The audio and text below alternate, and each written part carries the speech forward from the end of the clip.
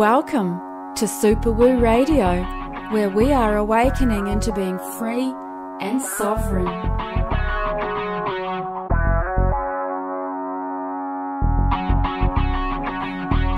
It's a place where minds hurt and hearts sing as we break through the barriers that have been holding us back. So be prepared to have belief systems confronted as we take the journey of the truth seeker and explore the answers to life's biggest questions. Remember, truth is stranger than fiction. So come along for an awareness-expanding experience with George and Jason.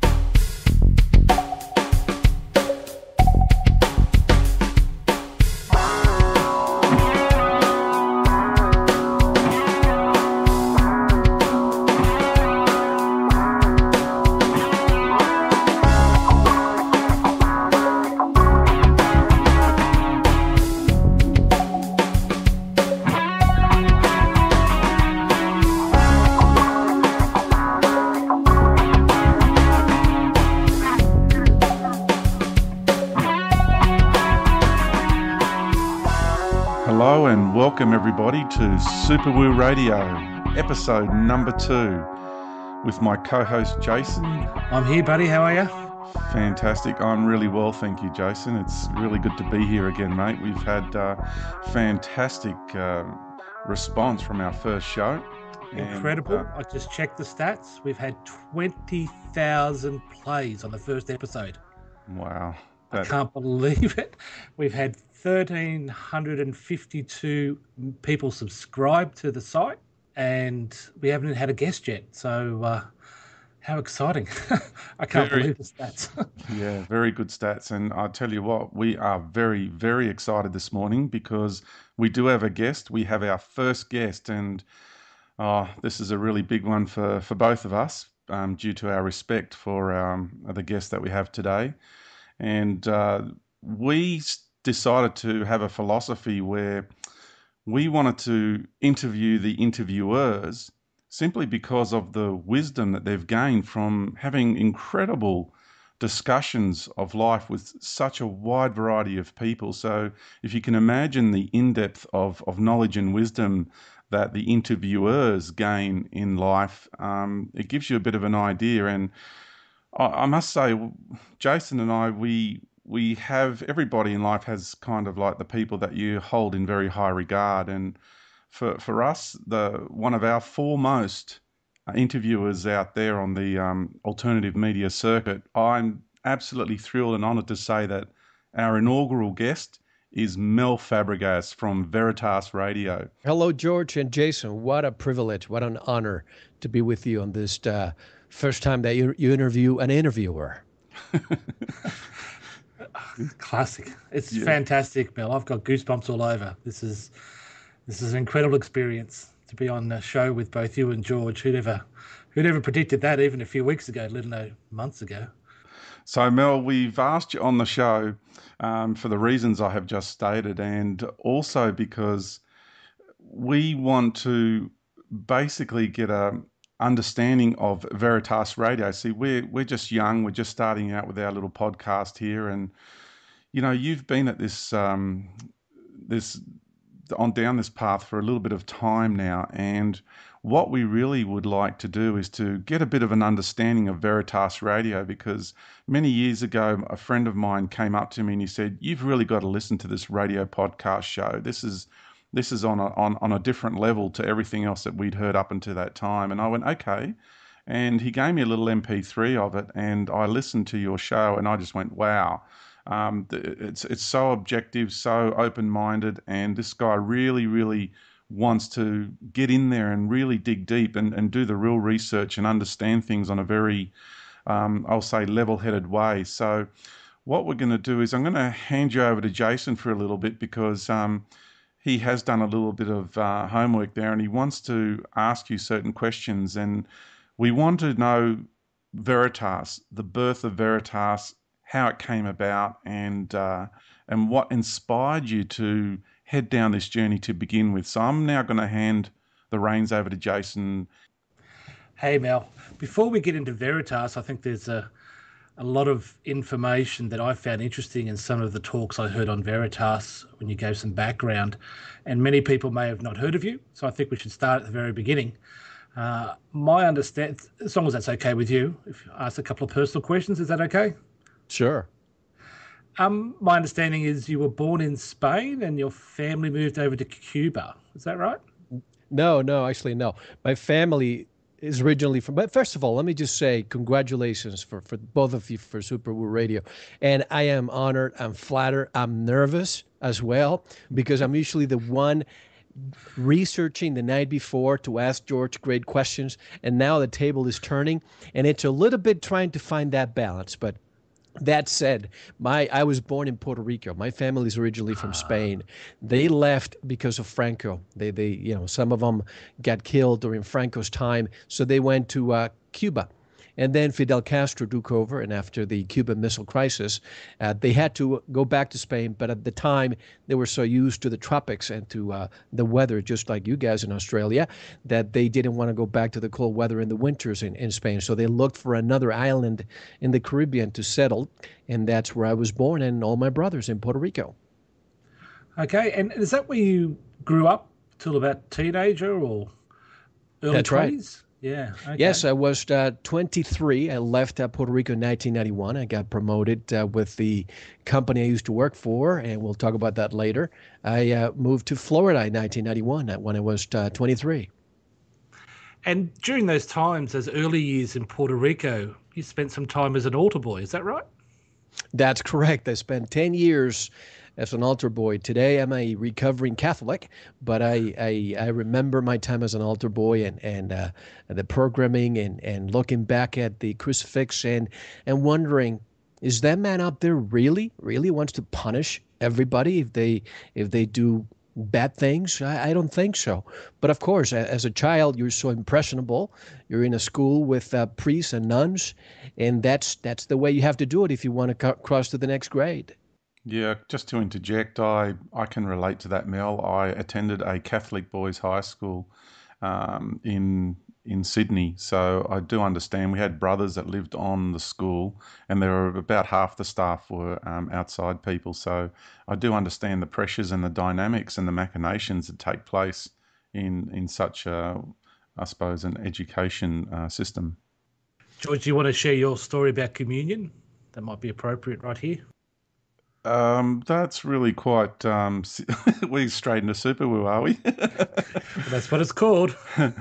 Well, I would have to say that communion for me was really something that I didn't resonate with energetically. It was really quite something that made me feel ill energetically. So I was lucky at a young age my parents didn't force it upon me. I was christened to Greek Orthodox, and yeah, I didn't gel with it at all, and my parents didn't really like it either. And so I was really quite blessed that I had parents who weren't zealots, and they allowed me to be me from a very young age. They were a bit disappointed, but I just said, look, I can't do this anymore, because I was feeling sick for sometimes a few hours, but then sometimes it was a few days afterwards. So for me, it was definitely something that flesh and blood rituals is not something that I'm into. Well, that's a pretty big statement there. Let's move on. Just so the listeners appreciate, this is not going to be a standard interview. This is more like a discussion in a virtual pub. So just imagine three guys sitting around in a virtual pub with a drink in their hand and just having a chat about life. And that's how we like to do Super Woo Radio. Of course, there's going to be some questions, but there'll be some to and from, and we're going to ask George to give his perspective on certain issues, and I'll throw my 2 bobs worth in at the same time. But Mel, getting back to your childhood, you had a few nasty accidents growing up, didn't you? I certainly did. And ever since I was a child, for some reason, call me clumsy, call me what you like. But I think I always had that invisible hand taking care of me. The first one, I was probably about 7 years old or 6 years old, driving my bicycle. And I see this big fountain, really deep fountain. And I stepped on the ground, and for some reason I slipped and I fell into it.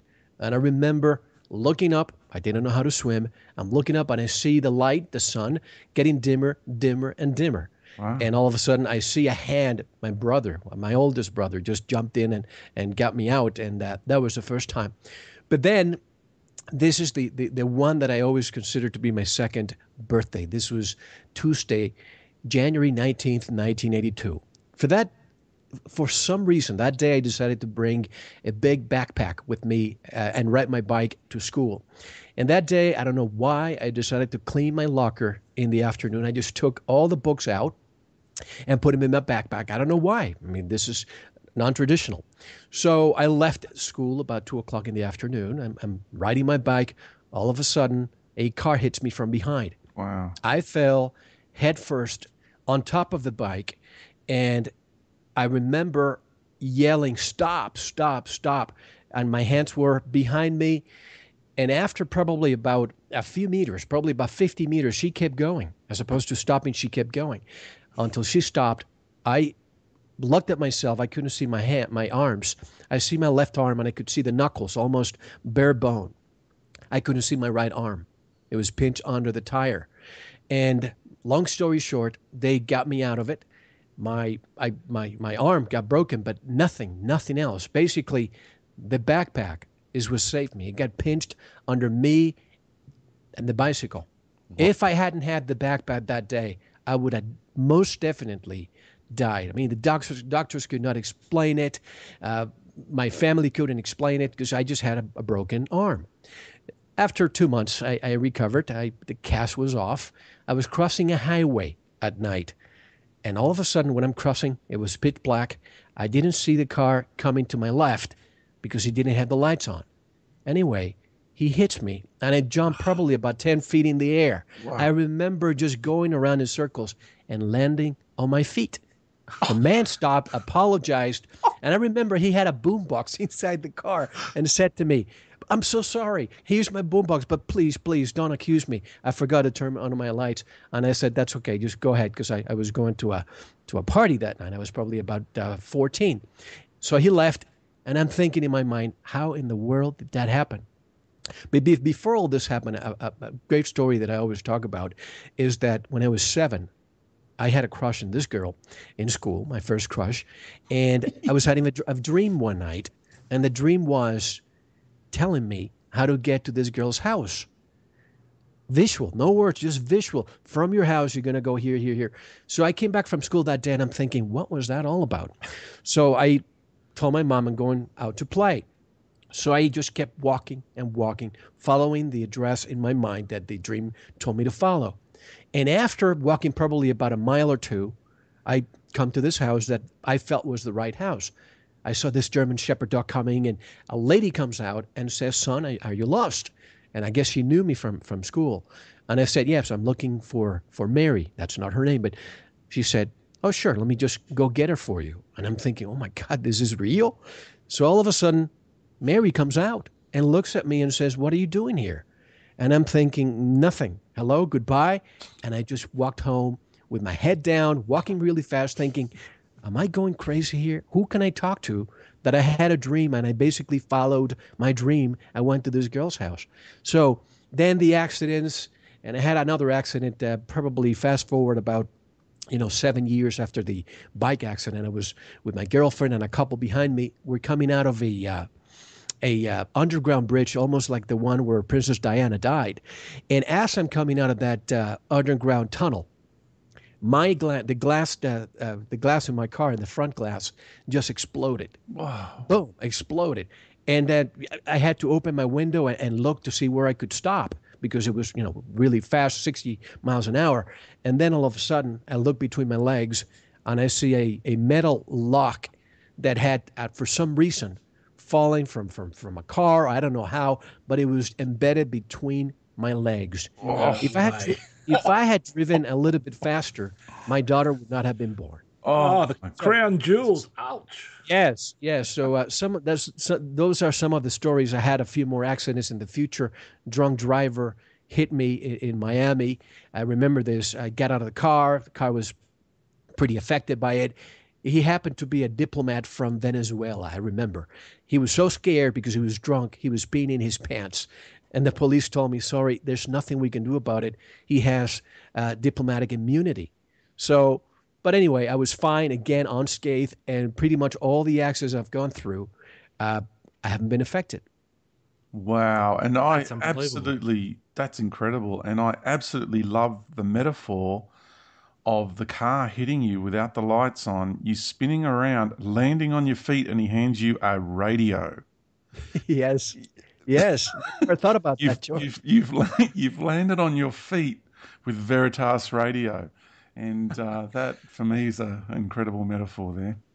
Yeah. Wow. Wow. Okay, moving on.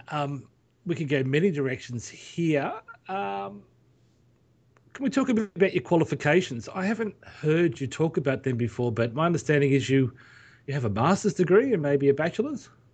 Yep, I have a master's degree in international business. I started school in Puerto Rico. Then when I was transferred, I finished my bachelor's degree in finance in Florida International University. And then I proceeded with my master's degree in the University of Texas. And I spent some time in Asia, stationed in Singapore. I did a fellowship at the National University of Singapore. Learned a lot when I was in Singapore. I also learned, and this is more in the topics that we deal with now, we usually think, and this is not business, but we think of treating people the way you want to be treated. I learned in Asia how you treat people the way they want to be treated, and you have to learn from them. You have to learn from your audience when you speak to them doing your radio show. But qualifications per se, I can go back to when I was working on TV. I was a TV actor at the age of 11, and then when I was 16, I started working at a grocery store. Started doing everything from mopping the floors to cashier to managing the store. And at the age of 17, I moved to banking. So spent time in banking till I was 19. I started with a Fortune 100 company at the time called Dun & Bradstreet. I'd never said the name before, but you're the first ones to hear about it. Wow. I started as a computer clerk. And from there, I saw how I really wanted to be a financial analyst. I saw, how they were moving and hustling and dealing with all this information about Wall Street. I used to read all the business magazines every day as a 19-year-old. And then I really wanted to be promoted. But at the time I was still in college. I wouldn't be able to be hired for that position. But I knew I could do it. My boss just did not want me to do it. She wanted me to stay as a clerk. So for the first time in my life, I decided I hate going against protocol. But I wrote a letter to her boss, and I said, please, I know I can do the job. If I don't do it, just put me back where I belong. So he called her, and he said, give him a chance. So, for about 3 weeks, I saw people applying every single day, thinking they're just taking my job. The bottom line was that I did get the job, and I'm not saying this to brag at all, but in less than 1 year, I became the #1 financial analyst in the nation. And there were thousands of them at the age of 20. I was the youngest financial analyst for the company at the age of 20. And I started winning prizes. I'm being promoted. I moved to Miami. Then during NAFTA, you may not know what NAFTA is, but it's the infamous North American Free Trade Agreement. Yeah. I was sent to Mexico during the time to train companies on how to standardize the way of doing business in Mexico. I worked with the American Embassy. It was a great time. And then that's where my paranormal life started mixing. Do you want me to go there? Sure. I just want to come back to education just for a little bit. Because sure. I had 2 science degrees, a Bachelor of Applied Science and a Master's of Environmental Science. And did you get lured into the educational system? Did they say, you've got to go do a PhD, you've got to go further your career? Did you get offered that path? Because they tried to drag me down that way, and I lasted all of 3 weeks before I resigned. Did you have the same experience? Absolutely. And the only reason why I pursued what I did was because of pressure. First of all, when I became the youngest financial analyst, I didn't even have a degree yet. It took me a long time because I had a full-time job. I went to work from 8 to 5 every single day, and then at night from 5:30 to 10:30, I would go to college every single night, and of course I hardly slept. So to me, it was more the pressure, the societal expectations that you needed to have a degree, and I used to think, gosh, I'm learning biology and I'm learning this and that, a lot of stuff that doesn't even have to do with it. I remember having arguments with my economy professor and finance professor at college when I didn't get the fact that there's a Federal Reserve out there, when the United States could actually have a treasury to print the money. And I could never understand how is it the bank created money out of thin air. So they always gave me the commercial answer, if you will. They didn't want me to go there. And so I never got good grades with those professors because I grilled them all the time. So I did get the pressure. And then for the master's degree, that was more of a voluntary basis because at the time I had an international position. I was in charge of a lot of the Western United States, also Asia. So I really wanted to learn more about the economies of the world, geopolitics. So because of that, I did my master's in international business. That was more me, not being pressured. But again, the societal pressure of you pursuing a PhD, that was something that I did not want to pursue, because once you get a PhD, and no offense to all the good doctors out there, but once you go to a PhD, you were placed in this silo, and you're just looking at the color black or the color white. And I have always been the person who wants to know all the spectrum. I want to learn a little bit of everything so that the day I die, I can see at the picture and say, I think I didn't get it all, but I got most of it. And if I get a PhD, I may probably get one square. Wow. Well said. And how you said that that's brilliant, Mel. And how you said that the lecturers, the teachers in the university didn't like you. I've got that section in the book where I say about being a true skeptic, and my teachers didn't like me because we're the kind of students that seem to ask the right questions. That's right. And you're not looking at the script. You're basically getting out of the curriculum, and they just want to put you back on the rails. Conformity. Yeah.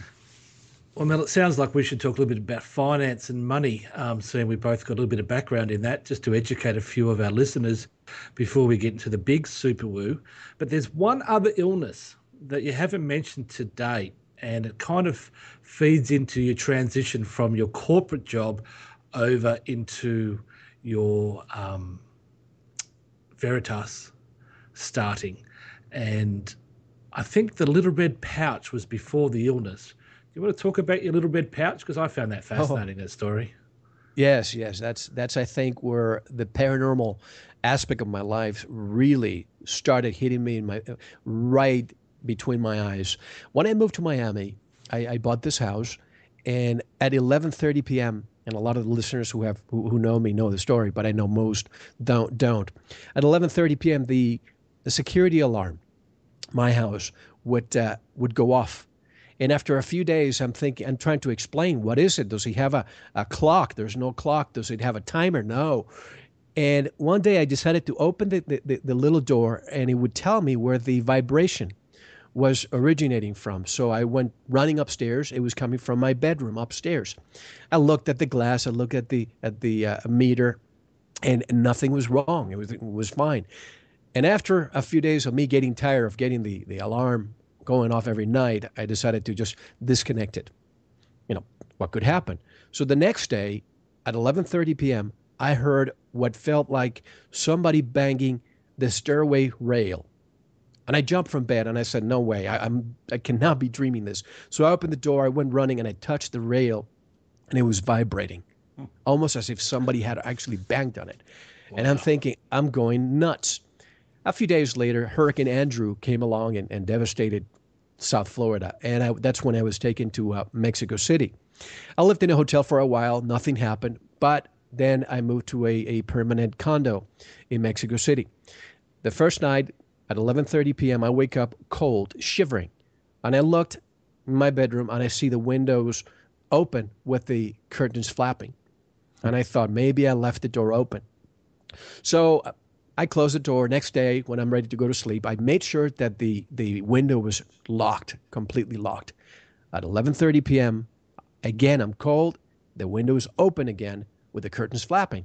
Now I'm getting scared. Now I'm not thinking I'm crazy. I'm just getting scared, thinking somebody's following me. I've never believed in ghosts, but I'm thinking, who's following me? Next day, I'm in the office, and I'm hiring people that day, a number of prospective employees. But there's this one lady. She looked like a witch. The proverbial witch. Smells like cigarette, long nails, a lot of makeup. Just put the hat, and you have yourself the perfect witch from The Wizard of Oz. Heavy set. Anyway, I interviewed her, and usually I take probably 2-3 interviews before I hire somebody. But I felt a connection with her, and I said, "You're hired." She was so happy, and then she looks at me and says, "Sir, you seem a little bit worried, distraught. Are you okay?" And I'm thinking, I just hired you. In my mind, you want to get fired asking me personal questions on your first hour, not even first day? So she asked me for my pocket pen. If I could borrow your pocket pen, I'll bring it back in the morning. And I said, sure. I didn't think anything of it. The next morning I come to the office, and she starts telling me things about my past that nobody knew but me. And again, I'm freaking out. I'm thinking, wow, the 11:30 p.m. thing, now she's doing this. And I told her, this is what's happening at 11:30 p.m. She says, somebody or some entity or some energy wants to communicate with you and has been trying for years, but you're not allowing it. Before you moved to Miami, you never had an alarm, so you probably had other signals that you never understood. But this is why you're getting these signals. Anyway, I thought she was placed there. I'll tell you why I think she is probably not from this neighborhood. But we became friends. A few months later, she comes to the office and says, and she was crying, and she says, "I'm crying because you're leaving." And I said, "Well, why? I'm so happy here." Then the peso devaluation happened, and my boss called me and said, we need to get you out of here. I go back to the office next day, and she says, "You got your phone call, didn't you?" Nobody knew but me. So she had a list of things that she wanted to tell me. She said, "You will move to a lot of places, but you're going to end up living in a place that's very hot, and it has a lot of nature around it." Well, I live in Tucson, Arizona. How hot and how much nature do you want? You're in the perfect place here. Right. You're going to marry somebody that looks like this. She described my wife almost to a T. Wow. She said, you're going to have X number of children. You're going to be in business. You're going to suffer the economy, but you're going to rise to the occasion, and it's going to get better. And like many people, I have businesses. I get affected by the economy, but things have turned around. Veritas has helped considerably. And then she says, you're going to lose a next of kin in the next few months, within a year.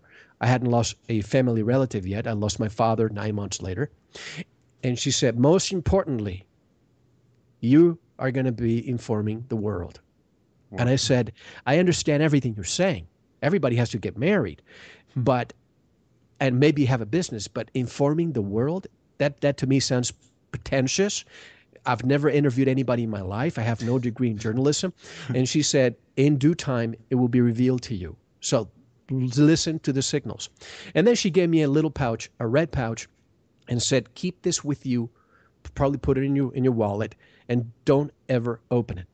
If you open it, things are going to start going south. Bad things will start happening. Anyway, I left to San Francisco. I called the office a few days later just to say hello to her, and they said she never returned. I called her at home, and her phone number was disconnected. I called a month later. They said, nope, she never returned. I could never get a hold of Amalia. That was her name again. But I have this promotion. I'm doing great. I'm traveling all the time. I leave on a Saturday and on a Sunday, and I come back on a Friday. Hardly had any life. People thought, what a great job you have, traveling so many places. You're in so many cities every week. I'm in New York one night. It was in November of 95, I believe it was, or 96. And there was a snowstorm. I'm putting gas in the car. And for some reason, I dropped my wallet in the snow while putting gas. Wow. And then a few hours later, I get a phone call from the police saying that they found my wallet and to go pick it up at the station. So I went there, and I'm thinking, oh, my God, please, the pouch. So I opened the wallet. No money. That's okay. But when I opened the wallet and I see the pouch was open, I didn't even want to see what was inside. There was some black stones. The first thing I did was go to the first trash receptacle, and I just threw the bag away. I didn't want to hear anything about it. Anyway, I traveled back to California, and 2 days later, my boss says, we need to talk. Although my position was very profitable for the company at the time was downsizing, and they were eliminating my position. Wow. So that was the very first piece of negative news I had in years. And I thought in my mind, my God, the pouch? No way. So I had a couple of positions in California. Then I came to Tucson to conduct a business broker lecture. I remember it was July of 96. And it was probably 120 degrees. For you in Australia, in Celsius, I'm not sure what it is, but it was really hot. So I get out of the plane. It's almost as if you're opening an oven. I go to conduct my lecture, and I immediately come back to the airport. I wanted to get out of there. I didn't like it. It was so hot. So my boss in California says, your position has been eliminated again. So 2 positions. And she offered me a job in Tucson. And I said, can I think about it? And she said, well, I have 25 other people that I will be calling, but you're the first one. So I had to accept the job. And this is how I came to Tucson. And after a couple of years, they're going to move me again to New York this time. I had met who's now my wife. And I decided, no, 13 years, 13 moves, I'm not moving anymore. And you know, Jason, and probably you, George, when you tell no to a company, they make your life somewhat impossible. You hit the glass ceiling. So the first week when I came to Tucson, this is before I left, I went to a social gathering, and I met a business broker that night, and he gave me his card, and I'm thinking, sure, right, I don't have the money to buy a business, but I'll keep your card. And he said, you never know when you'll need it. I kept that card in my wallet. So about a year and a half later, when I just was desperate, I wanted to leave the corporate world. My wife and I went to dine at this Mexican restaurant close to home. And since I lived in Mexico, loved Mexican food. We loved it. I fell in love with the place. And there was an old lady there who was the owner at the time. She passed away a few years ago. But I said, if you ever want to sell this place, I'll buy it. I was bluffing. But for some reason, we came back the week after, and she came to me, the lady, and said, were you serious about buying the place? And I called the business broker, and for some reason, I made it happen. I used the business broker's card. He made it happen. Every penny that I had, I put it into the business. So I quit the company after 13 years, my safety net, my paycheck, to get into a business that I did not know. But I knew that if I made more money than I spent, I could do it. I kept all the employees. I bought the business. I got married, all in the same year. That was a very stressful year. This was December 98. I got married July 1999, and life hasn't been the same. Have you still got the restaurant? I still do. I have a few other businesses, but the restaurant, I still have it. It's been there for 26 years. Wow. Well, if you ever need a new city to open one, Sydney can do with a great Mexican restaurant. The Mexican food here is terrible.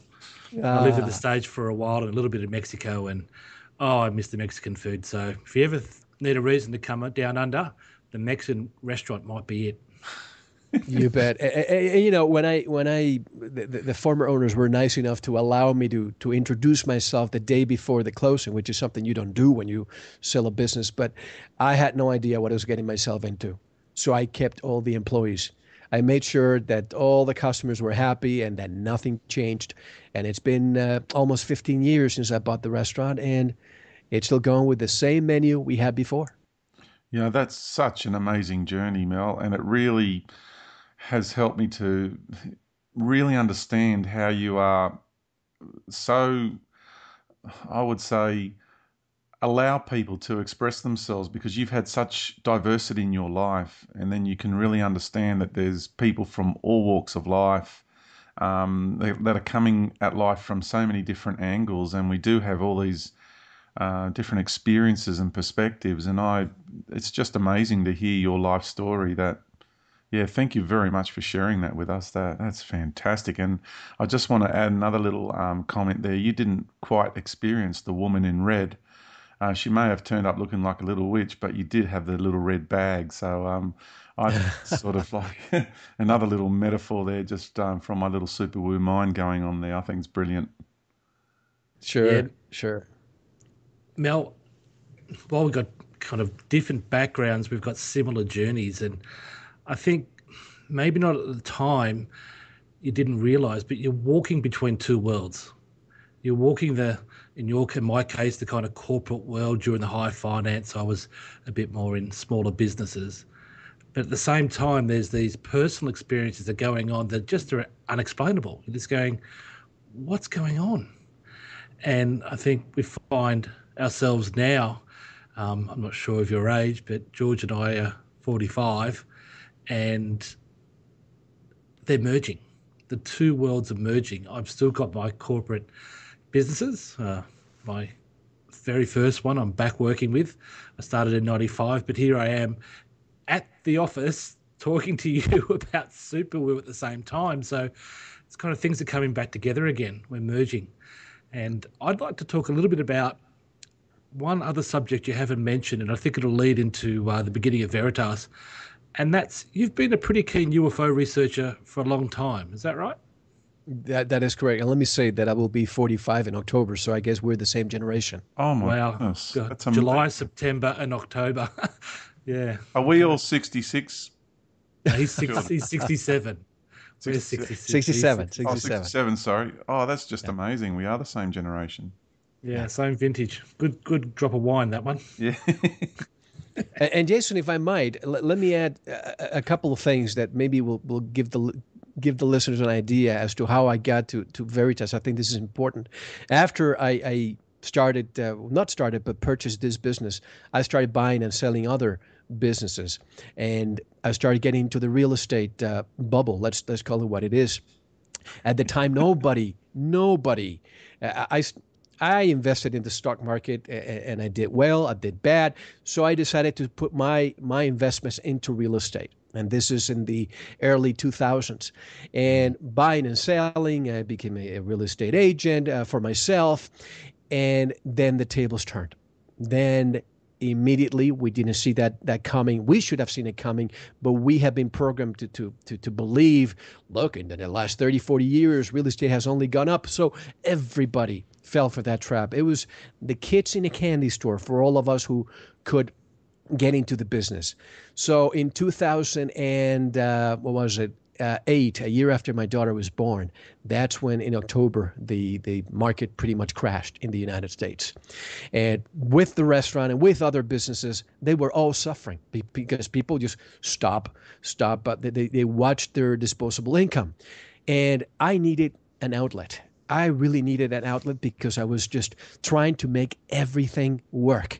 My family, the roof over our heads, everything. After you've spent so much time building your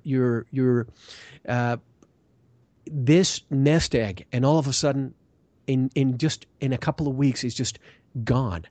It's very traumatic. So this is when I got that dream, another dream, Jason and George, and the dream was take action. This is late November 2009. All that year, I was just wrestling to keep everything alive. And my biggest priority was not to fire any of my employees because I knew they had families. So even if I made less money, I made sure that nobody was fired. And that's exactly what happened. We kept everybody, luckily. But when I had that dream of take action, this is the story of Milton Torres. The next day, I turned on the TV. Do you want me to go there to that crossover? Yeah, that's fantastic. Okay, so I turned on the TV, which I hardly turn on the subliminal tube, but that day I turned on the TV, and there was this man, Milton Torres, who was a former military, an Air Force pilot, who in 1957 was stationed in East Anglia in England, and he was ordered to shoot down a UFO. And I'm thinking, this man has a double PhD now, professor from a university. The information is being declassified by the Ministry of Defense in Britain. And they're not asking him any questions. So CNN, BBC, you name it, every channel had him for a few minutes, but nobody was asking any real questions. I don't know how. I found his telephone number about 10 minutes later, similar of you and Jason and George, how you found each other. So I called him and I said, before I called him, my wife and I went to have dinner, and I said, I need to create a name for a fake radio show, something that deals with UFOs, with conspiracies, with alternative health. And she said to me, how about Veritas? Truth. So I thought, well, great. So the next day I called Milton Torres and I said, Dr. Torres, I would love to interview a Mel from Veritas. And he said, sure, let's do it. So December the 4th or 5th, it's when we conducted the interview. I recorded it. I posted it on a few forums on the web. And in less than 24 hours, because I had put my email there, I received hundreds of emails from people saying, when's the next show? And I'm thinking, oh my God, this is not a show. This is just a souvenir phone call where I'm pretending to be a radio show host. So Stephen Bassett, whom you probably know, contacts me and says, Mel, I would love to have the contact information for Milton Torres because I'd like to have him on the X conference. And I said, sure, here it is, but may I interview you too? And I interviewed him, and that's when I put a small website. And every week since then, I haven't repeated a show. I haven't stopped since December of 2008, and this is how Veritas started. Wow, Incredible, brilliant, yeah. The best things always happen by accident. They really do. By accident and by necessity. I needed an outlet, and somebody was telling me it's going to be all right. So I did it for 6 months, pure hobby. And my wife came to me after 6 months and said, Mister, you are away from the business, you're away from the family, and you're doing this for 6 months. You need to make Veritas survive on its own, or you need to kill it. And this is when, regrettably, at the time, I thought I need to go out there and ask the listeners to subscribe if they want to listen to segment 2. And this is how Veritas started. But you asked me a question as to my UFO research. Is that would you like me to answer that now? Well, I think it's important for people to realize that there's lots of successful and normal, inverted commas, people who have these other experiences and interests that they never talk about, especially back when they were younger, that I feel it's time for us to come true and say, okay, this is what I was really into when I was a kid, and this is what I did. And, I can go into some healing things. I used to heal people when I was like a 4-year-old and just really crazy stuff. And, I can't even remember it. And people tell me. And I think the UFO stuff was always a burning passion. It really was what you're meant to be doing this life. And I think it's important to mention it, yeah. It makes us who we are today. Well, everything we've been and done in the past is made us who we are today. So, it's nice to know someone's history like that, because it really helps you to understand how the earthly personality of the lifetime and the role that we are playing here on Earth, that we are, as I would say, merging into the responsibilities of our great work, our life's great work. It brings about an understanding of the history and the flow into the roles that we're playing now, because I feel in the near future, when things start to really change, we're going to be going and taking what we're doing now to a whole new level. Absolutely. And to me, George and Jason, it all started when I was 7 years old. I don't know why the number 7 to many people. You asked them, when were you abducted? When did you have your first experience? I've never been abducted that I know of, or have had a contact with ETs that I know of, but it was at the age of 7.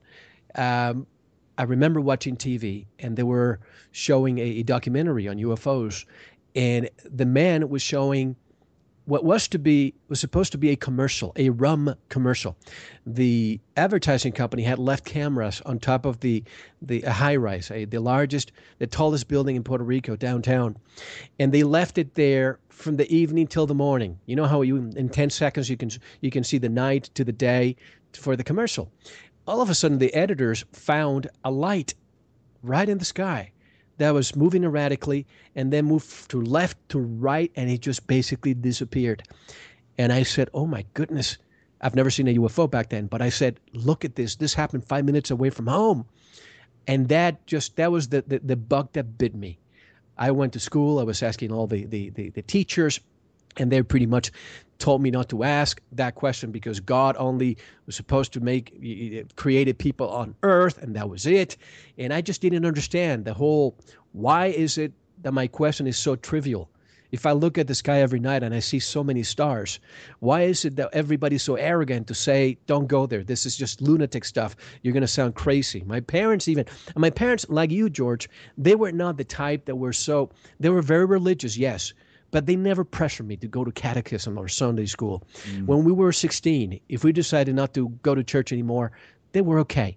They were disappointed, but they never pressured us, which I think did a good thing for me. And then in 1979, I'm in 7th grade. I went to school that day, and it was a science teacher. And she said, okay, everybody, close your books. Today, we're not going to talk about anything related to the curriculum. We're going to talk about what you want to talk about. You ask me your question. And I said, great. So I was the first one to raise the hand. And the teacher said, okay, Mel, what's your question? And I said, teacher, how can I communicate with extraterrestrials? And you could have seen the faces of all my fellow students there. And she said, wait a minute, don't laugh. That's a very valid question. I knew that she was she was one of those people that had an open mind. Wow. And she said, here's what I would do. I would grab an AM radio just at night and start concentrating. She didn't want to use the word meditate, but concentrate and don't put it in any station. Put it in between station where you hear the white noise, the static. And one day you may get your answer. And I, never succeeded with that, but I thought, wow, there's people out there who really may be interested in what I'm interested in. Then I grew up. Wow. Yes, she was. I wish I knew where she was now so I could tell her what I do now, because that was a seed that she planted. But anyway, years later, I realized that once you start working, you're a teenager, you have a girlfriend, you don't talk about this stuff. You don't talk about UFOs and ETs because all of a sudden you're the lunatic. So I stopped for maybe 10, 15, 20 years. And it was in 1994 after my father passed away that I returned to California. And I went to a video store. And for some reason, they were playing in a few TVs. They were playing Fire in the Sky. What's his name? Gosh, if he listens to this, he's going to kill me. Walton. Yes, Walton's Story. And then I was watching Communion, Whitley Strieber's Communion.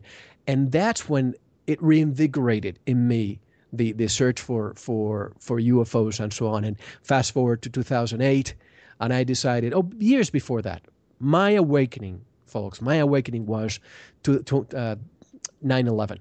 I was one of those people that would watch Fox News. I was, businessman, right wing at the time. I'm embarrassed to say that now because I've been on the left, I've been on the right, I've been left wing, I've been right wing, and now I'm no wing. So with a K and O, I know better. So in 2004, after the last election, one of my brothers came to me. I have brothers who work in the major airlines, and he gave me a presentation about what didn't crash at the Pentagon. And I thought, wait a minute, are you implying that our well-intended government had something to do with this? You poor bastard.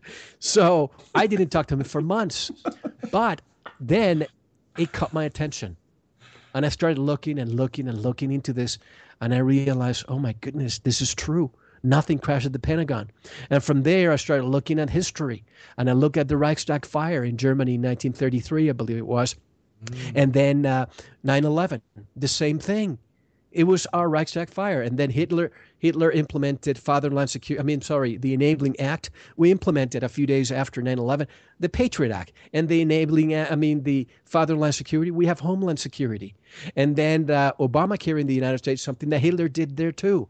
The script continues. And that's really what started me talking. And I would go to social gatherings with very conservative people. And I was almost invited out a few times because I started changing. I started questioning all the stories. And my wife would tell me, please stop it. You're embarrassing me. She would hit me under the table. Change the subject. Go with the flow. And then in 2008 is when I started doing Veritas. And I think I Aikidoo'd the moment. I'm not going to be able to influence, a few people, but now I tell what I think is true, my own truth, and I'm just humbled. I'm surprised that anybody would listen to me. And it's been, 4 years later, and here I am. And here you are, indeed. Wow. What an amazing journey. I think it's time to give Veritas a plug. Those who have not listened to Veritas, I don't know where you've been. It really is the show of shows. And I know people go, oh, I get the first hour and then I don't get the second hour. But Mel's got to live. He's got to eat. He's got kids to feed, school fees. And I'm sure he does a lot of good in his community as well. And it's peanuts. It really is cheap. I know a lot of listeners haven't got a lot of money, but you've got to educate yourself. It's great to invest in yourself. There's no one better to invest in than yourself. And I'm not plugging it for the sake of it. I'm plugging it because I mean it. I'm genuine here. It's great that you said it that way. People are investing in themselves because they don't see it that way. They just want to sit back and whinge and complain and carry on like they do, and because they're running the poverty mindset. And, Jason's really helped me with that, Mel, and because I was there. I was on a disability pension and living below the poverty line in this country for well over a decade, and I know what that's like. And you get into this poverty mindset, and really, you've got to get past that. And Jason nailed it. You're investing into yourself, and you help to get the voice out to people. And the platform of Veritas Radio is, as far as I'm concerned, if not the one of the most well-rounded, balanced, diverse platforms for, educating oneself. It's brilliant. So, just want to thank you. And it's great value now because how many shows have you done now? 250 interviews? Must be an amazing amount. Just about. Well, it means a lot to me that you're saying that. And believe me, I've said this before. If I could do it all for free, I would just give it all for free. My wife knows it. She knows that if I could do this as a hobby, I would. But I had to spend so much money because I'm a perfectionist. I want the best sound. I want the best research. I take my time. I close the door in my studio.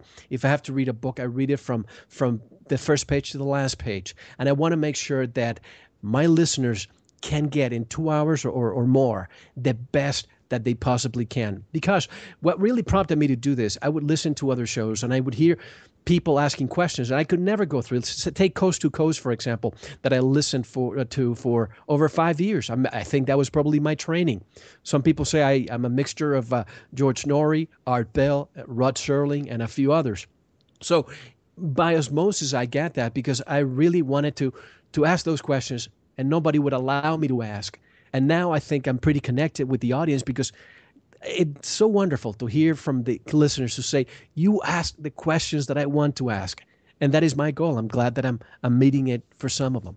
You do, Mel. You keep it real. It's so important just to keep it balanced and keep it real. And like you said, not left wing or right wing, but we're walking that middle path. And sure, we stumble and fall along our way. We fall off our horse occasionally.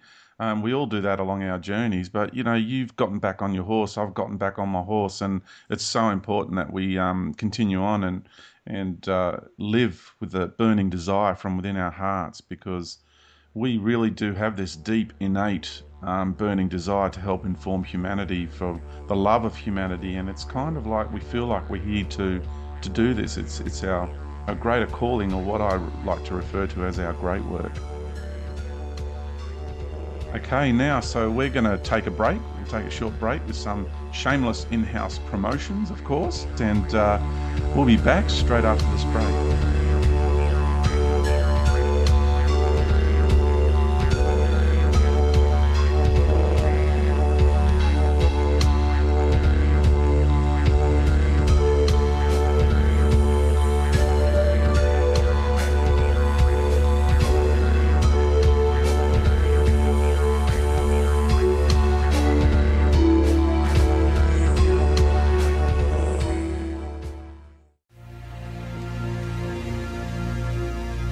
Who are we?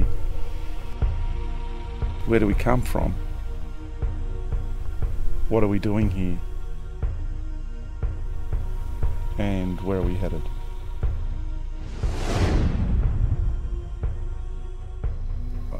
The challenge for me was to take the most complicated concepts of life, the attempt at answering the 4 primordial questions of life, and write it in the most simplistic way that everybody who reads it can understand it. The time has come for us to once again be free and sovereign. But in order to be free and sovereign, we must first break through the programs and belief systems that control us. The question that you now need to ask yourself is, To what extent am I immersed into these programs and belief systems? I have no doubt that some will find this book challenging, and for others, it will be incredibly liberating. The knowledge contained within this book cracks the code that is enslaving humanity. This book helps you to remember how powerful you are, because it is time to once again be eternal and infinite. It is time to be infinite power, infinite wisdom, and infinite love. This is our universal journey.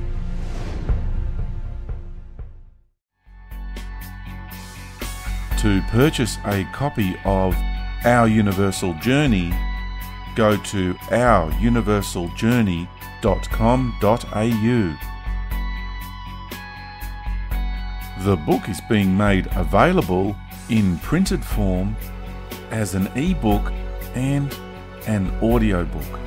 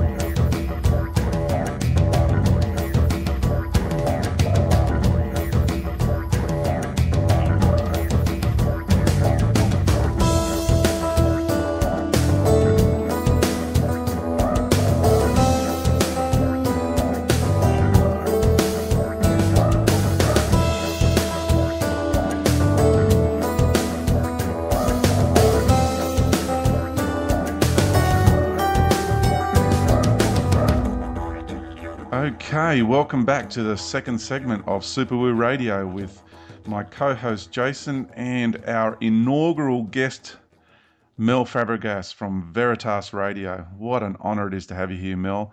What an amazing journey you've had. It's so good to hear the genuine heartfelt expression that you always have, and I don't see or feel superficiality when it comes to Mel Fabregas. I always feel authenticity, and we are so honoured to have you on as our inaugural guest. So thanks, Mel, for sharing so many insights into your life and your life's experiences, and it really helps us to understand the wisdom gained. So Jay, I'll hand it back over to you and go away with it, mate. Let's go for another incredible journey with Mel. What I thought we might do now is start off with a bit of the earthly control systems. George's new book, which you just heard, really goes through the control systems from a supreme cosmic level. But there's a few control systems down here on Earth that the earthly managers keep us dumbed down, broke, and sick. So Mel's got a lot of experience talking to so many wonderful guests. And one I know he is very strong on is media. And I think you used the word mediopoly as the definition of how it's shrunk down to only a few companies. You want to share a bit of that, Mel? That's correct. That's correct. I always wondered, why is it that when I turn on the TV, I see, depending on the states, for example, when you go to Florida, here in the United States, Florida is known a retirement hub. Same thing with Arizona. When you turn on the TV, probably about 60-70% of the commercials you see are all pharmaceuticals. All pharmaceuticals. If it's not oil, it's all the Hydra that really rules the world. And then I started to realize, wait a second. So who pays and by the way, one of my listeners coined this term the other day. I don't know if he came up with it or he heard it from somewhere else, but he calls it the prostitutes. Supposedly the prostitute, the prostitutes, which I love that term, and I'm going to steal it for tonight. Jeff, I believe is his name, throwing down at our forum. When I see these people that basically chase the news where he bleeds, it leads. They just simply go out there and look for the news that are going to sell something, and it's not going to be going against the few companies that own the mediaopoly. And essentially, it used to be 35 in 1983, I believe it was. Then in the 90s, it was about 15. In the early 2000s, about 7 or 8. Now there's simply 6 companies. So whoever says to you, oh, our media is impartial, journalism is impartial, I'll have an invisible bridge to sell you. It's actually not true. And when we hear that all these companies feed the same script to the news outlets. It was a show not too long ago here, Conan O'Brien, which is a late night show that we air in the United States. He was making fun of this. They actually got the clips one night, 6 o'clock news, and they got about 20 different outlets reading exactly the same words from the same script. Ever since 9/11, I believe, they have now given the news for people to read. The people who used to work out all day long chasing stories on the streets, they're gone. That's the journalism is dead. Now we have alternative media, which is what I do. We try to get what matters. But the mediaopoly, yes, it's most powerful because they're owned by the companies that rule the world. Everybody says the New World Order is coming with fear. No, the New World Order is already here. It's called the corporation. And I'm a business owner. I'm not referring to mom and pop businesses, corporations, small business, that they're just building their little nest egg for the family to pay for the child's ballet lessons and a baseball bat. I'm talking about the big companies. And one thing that I always found incredible is how large companies have such a short-term vision. And you know this, Jason, in what you do. You see that from your perspective. They have a short-term vision. That's why lately I've been dealing a lot with the native people around the world, because I want us to go back to the old ways. The old ways, when they did they had major decisions for their tribe, they would think 7 generations. This is how much. If it's going to be affecting 7 generations, this is how we're going to be doing it. Now, I think the vision is 3 months, quarterly. If in a quarter you cannot make your profit, as a CEO, you will be gone. So the priority is not to help the planet and the people. The priority is to make sure that your shareholders' profit is maximized, because that's what keeps you there, just like our government. There's one religion and one religion only. It's called re-election. And the same thing happens to a CEO. He or she is re-elected by the board of directors. So as long as we have this paradigm, I think that the vision will never be on a long-term basis. It will be a short-term basis. So that's my vision on the media. And they do a really good job, don't they? Because someone sent me the Mexican protest that happened a few weeks ago after the election. Were you aware of those protests? Apparently millions of people were protesting. I don't even know what about, to be honest. But there was no coverage. Yes, absolutely. What happens is in Mexico, and because I lived there, I know the story. There was a party, what's called the PRI party, and they were in power for over 70 years. When I lived in Mexico, that's who was in power. And then about 12 years ago, a new party finally took over the elections, and they promised new changes. After you're in power for 70 years, you're not going to be able to change many things in just 2 or 3 elections. And that's exactly what happened. Well, now in the newest election, they think that the election was rigged, and they're back to the same party that used to be in power for 70 years. And the funny thing is that they have plenty of political parties. At least they have that in Mexico. In the United States, who do we have? We have the Republican Party and the Democratic Party. That's about it. It's just two hands of the same puppeteer. Mm.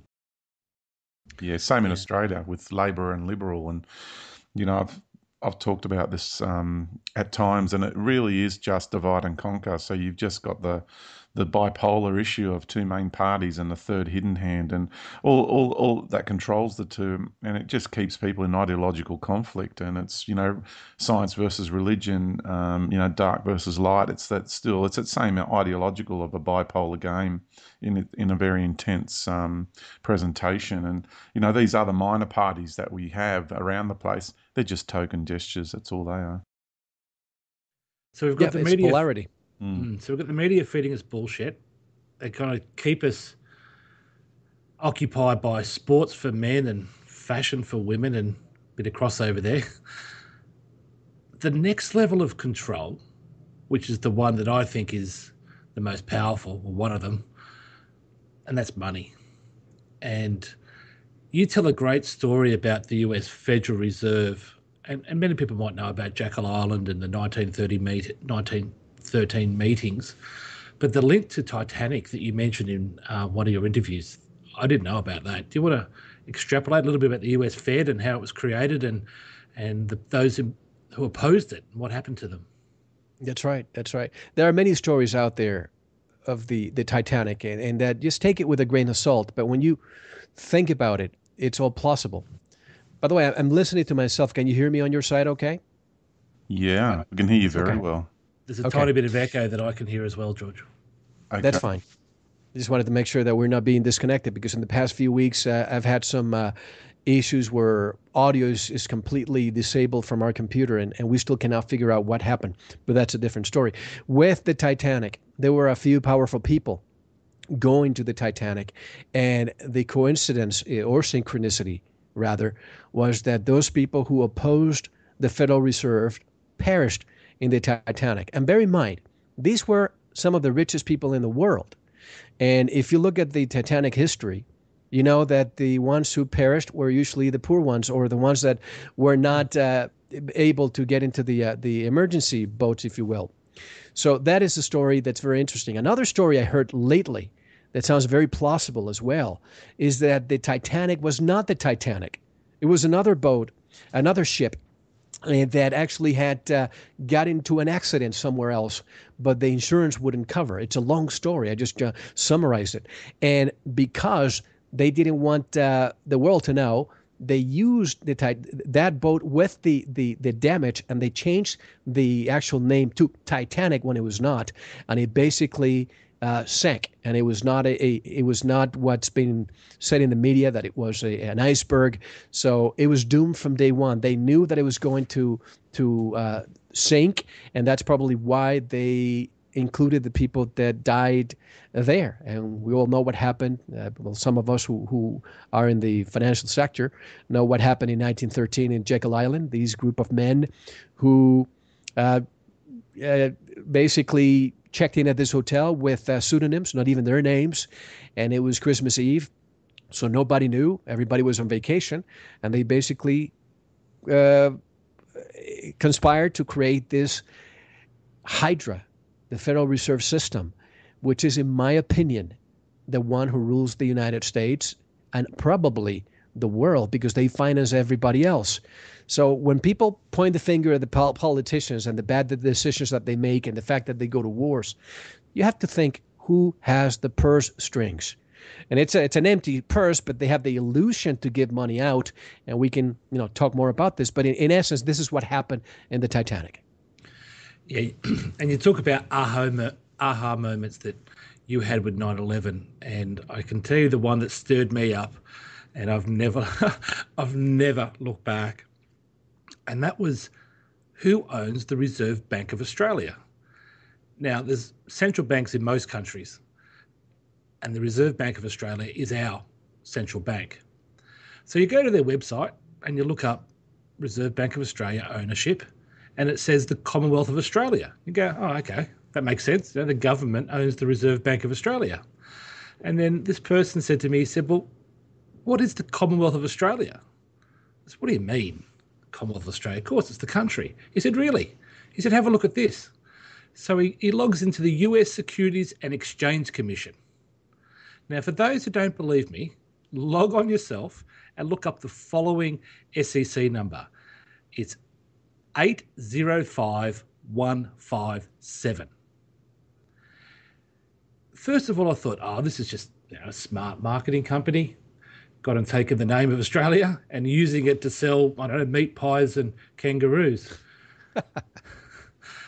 And then I look at it, and you open up the PDF, and there is a map of Australia and full description of geography. Topography, I mean, a full description. And then it goes into the people. What's the population? What's the ratios of male and female, races? The whole shebang about the country. And I'm going, come on, this can't be true. And I dig further and dig further. And then I see an appendix, and it's the Treasurer's budget statements. There's Wayne Swan, the Australian Treasurer, has got the budget statements that he presents to Parliament as an appendix to this listed company. And I was just gobsmacked. I said, I'm not a citizen of Australia. I'm an employee of a corporation. Now, I've had great-grandfathers, grandfathers, uncles and great-uncles all die at wars fighting for this country. And I can tell you, I was really pissed off when I learnt that. And that set me down the rabbit hole. So I think you need a bit of evidence for people just to wake up. It's like, we can sit here and talk away and they go, yeah, these guys are just raving lunatics and there's no evidence. But the evidence is everywhere. And as George says, do you have the eyes to see and the ears to listen? And I just wanted to put that on the table. Could get me in trouble, but there it is, folks. Look it up and make your own decision. It won't get you in trouble, Jay, because it's there for everyone to see, and it'll be a sad realisation for a lot of people to know that what we see as a country and a nation is really a corporation, and that's the unfortunate reality of the way the globe is structured in our current times. And it's kind of I'm going to see it as a blessing in disguise, simply because for anyone who realises what Jason has just shared, and begins to contemplate it sent me in the direction of, why do we need differences in nations anyway? We're all humanity. We're all humane beings, and we're all chosen slightly different paths. I've chosen to incarnate in this part of the world. Mel's chosen to incarnate in another part of the world because that's the journey he wanted to experience and required for his soul and contribution to the bigger picture of what's going on here. So that's the way I look at it. And on one level, yeah, it's shocking and it's really sad and pathetic. On another level, it does serve a greater purpose. And I think what you're saying there, both of you, is so important, because especially what you found, Jason, I more or less had the same situation happen here when I realized that corporations have to have capital letters. When I used to work for the company I used to work for, this is what I did at the beginning. I used to analyze companies. I used to rate them, just like Moody's and Standard & Poor's. I would do the same thing for small businesses and for large businesses. And I always found it interesting that how all of them had to have capital letters.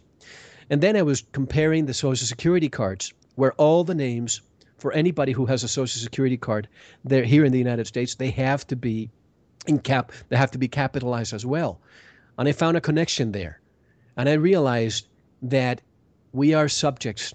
We are, and I hate to sound condescending or disempower ourselves, but without us knowing, in the United States, we disempower ourselves when we're not born in the District of Columbia. Anybody who requests a Social Security immediately is having a life of bondage. I remember when I was about 16, which is when you start legally working, where I was in Puerto Rico. That's when my parents went out there and got me a Social Security card, because they thought you need to have a Social Security card to work. That's not true. You do not need a Social Security card. There's an exemption form. The thing is, it's voluntary. It's voluntary. But once you request it, you're in bondage for the rest of your life. And then when my daughter was born, I found it interesting that not even hours after she was born, I already had the staff at the hospital making me sign all the paperwork to request the Social Security number, or they would not allow us out of the hospital. Well, I heard from somebody else who was a little smarter than me and who knew the law, and he went through the same thing. And he says, no, I will not sign these papers. And they said, well, sorry, you cannot leave. And he said, oh, really? I'm going to call the police, and this is going to be kidnapping. Of course, the hospital manager, director came down immediately, and he was very scared because nobody had ever crossed them. And he said, oh, sure, no problem. You can leave right now. But for those who are listening, you do not need a Social Security number, because what it is, it's collateral for the Federal Reserve. So when they keep lending money to the United States government, they need, for every child that is born, they want to be able to collateralize about $2 million per head.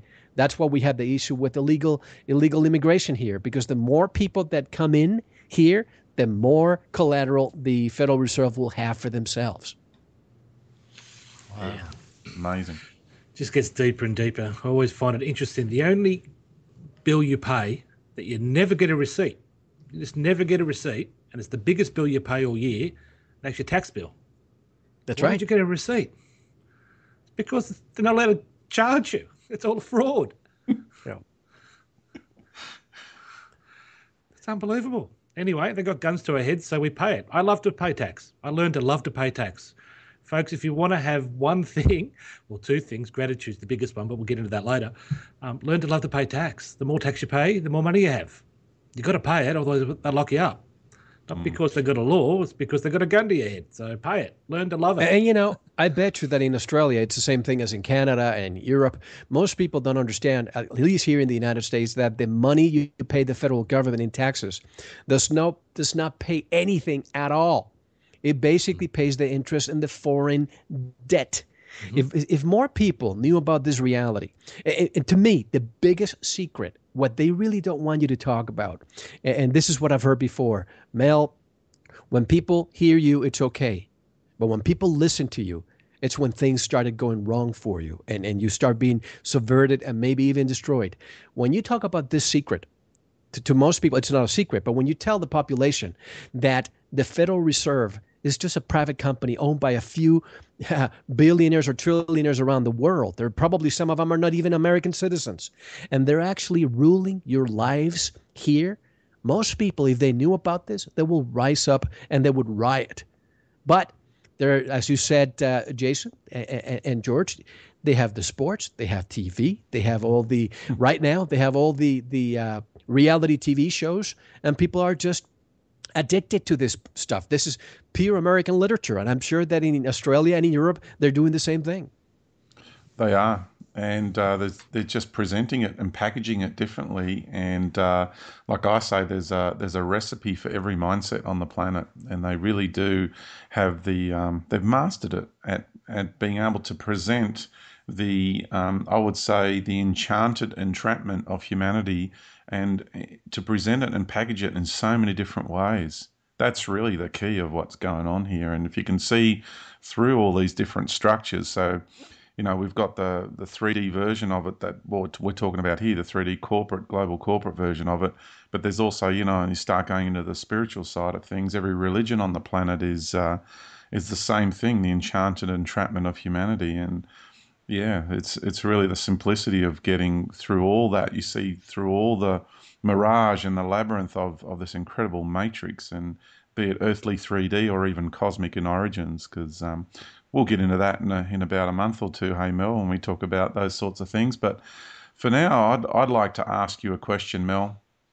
Is it okay if I ask a question, Joe? Were you wanting to take it in a different direction? But no, let it flow, buddy. Let it flow. It's okay, I wanted to ask you, Mel. You know, I've talked about the collapse of this reality on many occasions. Maybe my timing's been out in the past, but I have a different take on things than most people. I still feel that the changes are going to be more of a magnitude than most people are willing to come to terms with, and I think that's got to do with people's attachment to this vibrational level within the universe. I want to ask you, because you've interviewed so many fantastic people and such a wide diversity of perspectives. So the collapse of this reality, it's got to start. It's happening from like behind the scenes, like beyond the veil, but it will eventually spill into the public arena. How is the 3D aspect of our reality going to collapse? How do you see that? And what do you feel will be, I suppose, the first domino that will fall? Because prior to you going into your answer, Mel, I know Jason would like to add to this question, because we've discussed this quite often in private behind the scenes. And, you know, how's it going to play out? Because we still feel that the world of finance has a big role to play. And I'm just going to let Jason take sort of over the question there and add and contribute to the question, because this will help people to understand that, I'm the space getter who talks about, the super woo concepts way out where. But Jason, this is the yin and yang that you spoke of earlier. Jason's got this amazing ability to... George, the perspective that I take is I've resonated deeply with the message that you share. It just triggered something in me, and I've awoken to greater aspects of what I thought I was. I always knew I was a spiritual being, but I didn't realize how magnificent and how great we all are, the magnitude of it all. So I learned a long time ago on how to do puzzles and be able to do them much quicker than anybody else. And that was to work backwards. It's reverse engineering. So if you ever do those maze puzzles, if you start at the back just with your eye and work your way to the front, you can quickly draw it like in a couple of seconds. And I've just taken that rule through life. So the end of the great cycle, and I know we're going to do woo here, but I'm going to bring it back to the 3D stuff. The end of the great cycle occurs somewhere between December and August, according to most people that I've listened to. George, you say the March equinox, and that resonates with me because everything goes into balance. So if we're going to have this major shift, whatever it is, we're going to have this major shift, what are the attachments? Because through my own personal growth, it's attachments that really made me grow. And apart from their body, people are scared of death. Apart from their body, I think their next attachment is to do with money, whether it's their house. Hopefully it's their kids and their wife as well. But unfortunately, I know a lot of people who put their wallet before their own children, which is disgraceful. But money is a big attachment for people. And, the great crime fighters of the world follow the money. Elliot Ness chasing Al Capone, follow the money. So I've been studying the financial world, not to the depths of Mel, because he worked in it. I'm just a small business guy who's come good. But I've been studying it and watching it. And the system they've set up is just incredible. The system based on debt. All money is debt. And we don't have to go through all that. There's plenty of spokespeople out there who know more about how that was created and set up than I do. But isn't it interesting that the system is all about borrowing and consuming? Now, any business owner knows that it's producing and saving that creates wealth. But here we have everyone telling you, go and borrow money. Look, interest rates are nearly zero. A little bit higher in Australia, but they're still the cheapest we've had, in my lifetime. So everyone's going borrowing money. They're not buying houses so much anymore. They're buying cars. Car sales are through the roof in Australia.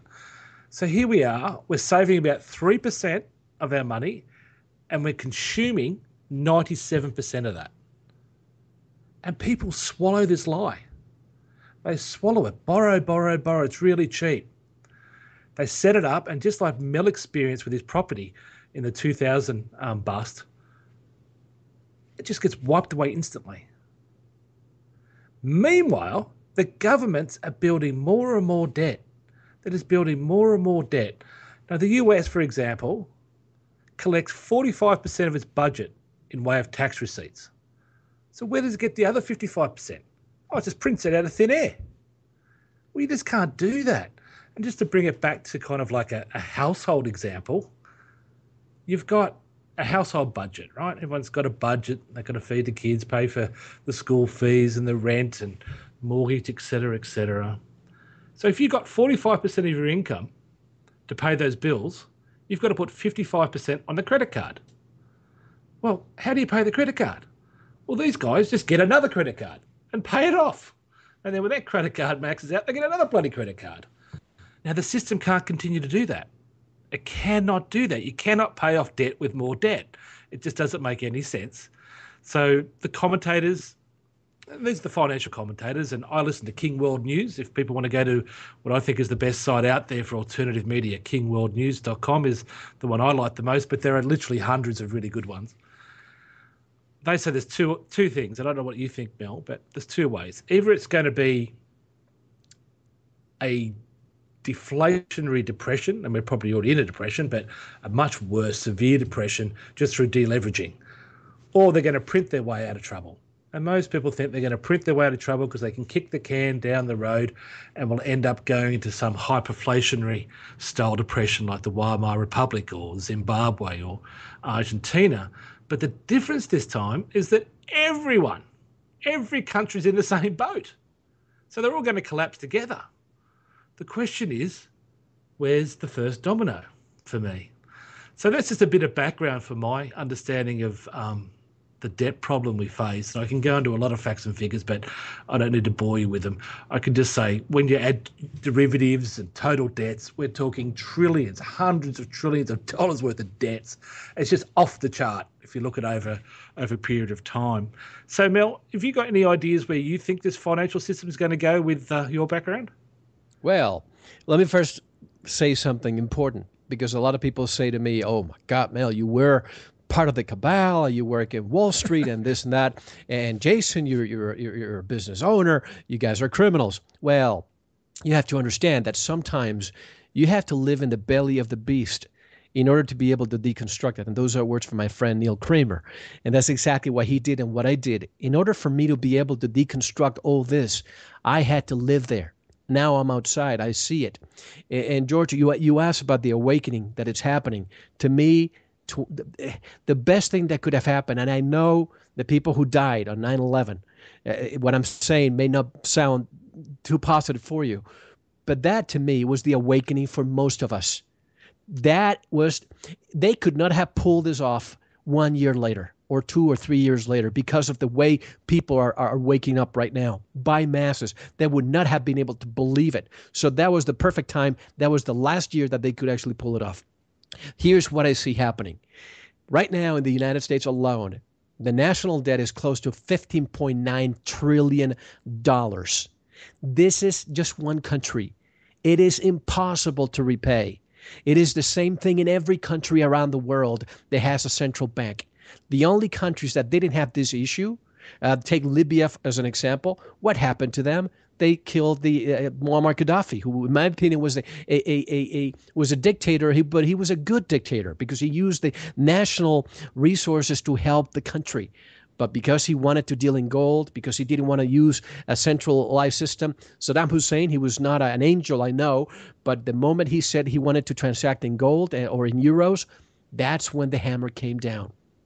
But this unsustainable financial model that we have around the world cannot continue. And the only way, and I'm not a doomer, I'm just telling you what I see based on my experience. And people say to me, Mel, what do you predict? I don't predict. I basically look at the past and foresee the future. Right now, this is a different scenario. It's worse than the 1920s. We have never been in such debt if you go back in time. So I think the engineers of all these catastrophes, and it's all engineered, they pretend to be inept. They say that, oh my God, we just didn't have the resources in place. That's why 9/11 happened. Oh, Katrina, we didn't have the people there with FEMA to be able to help those poor people there. Untrue.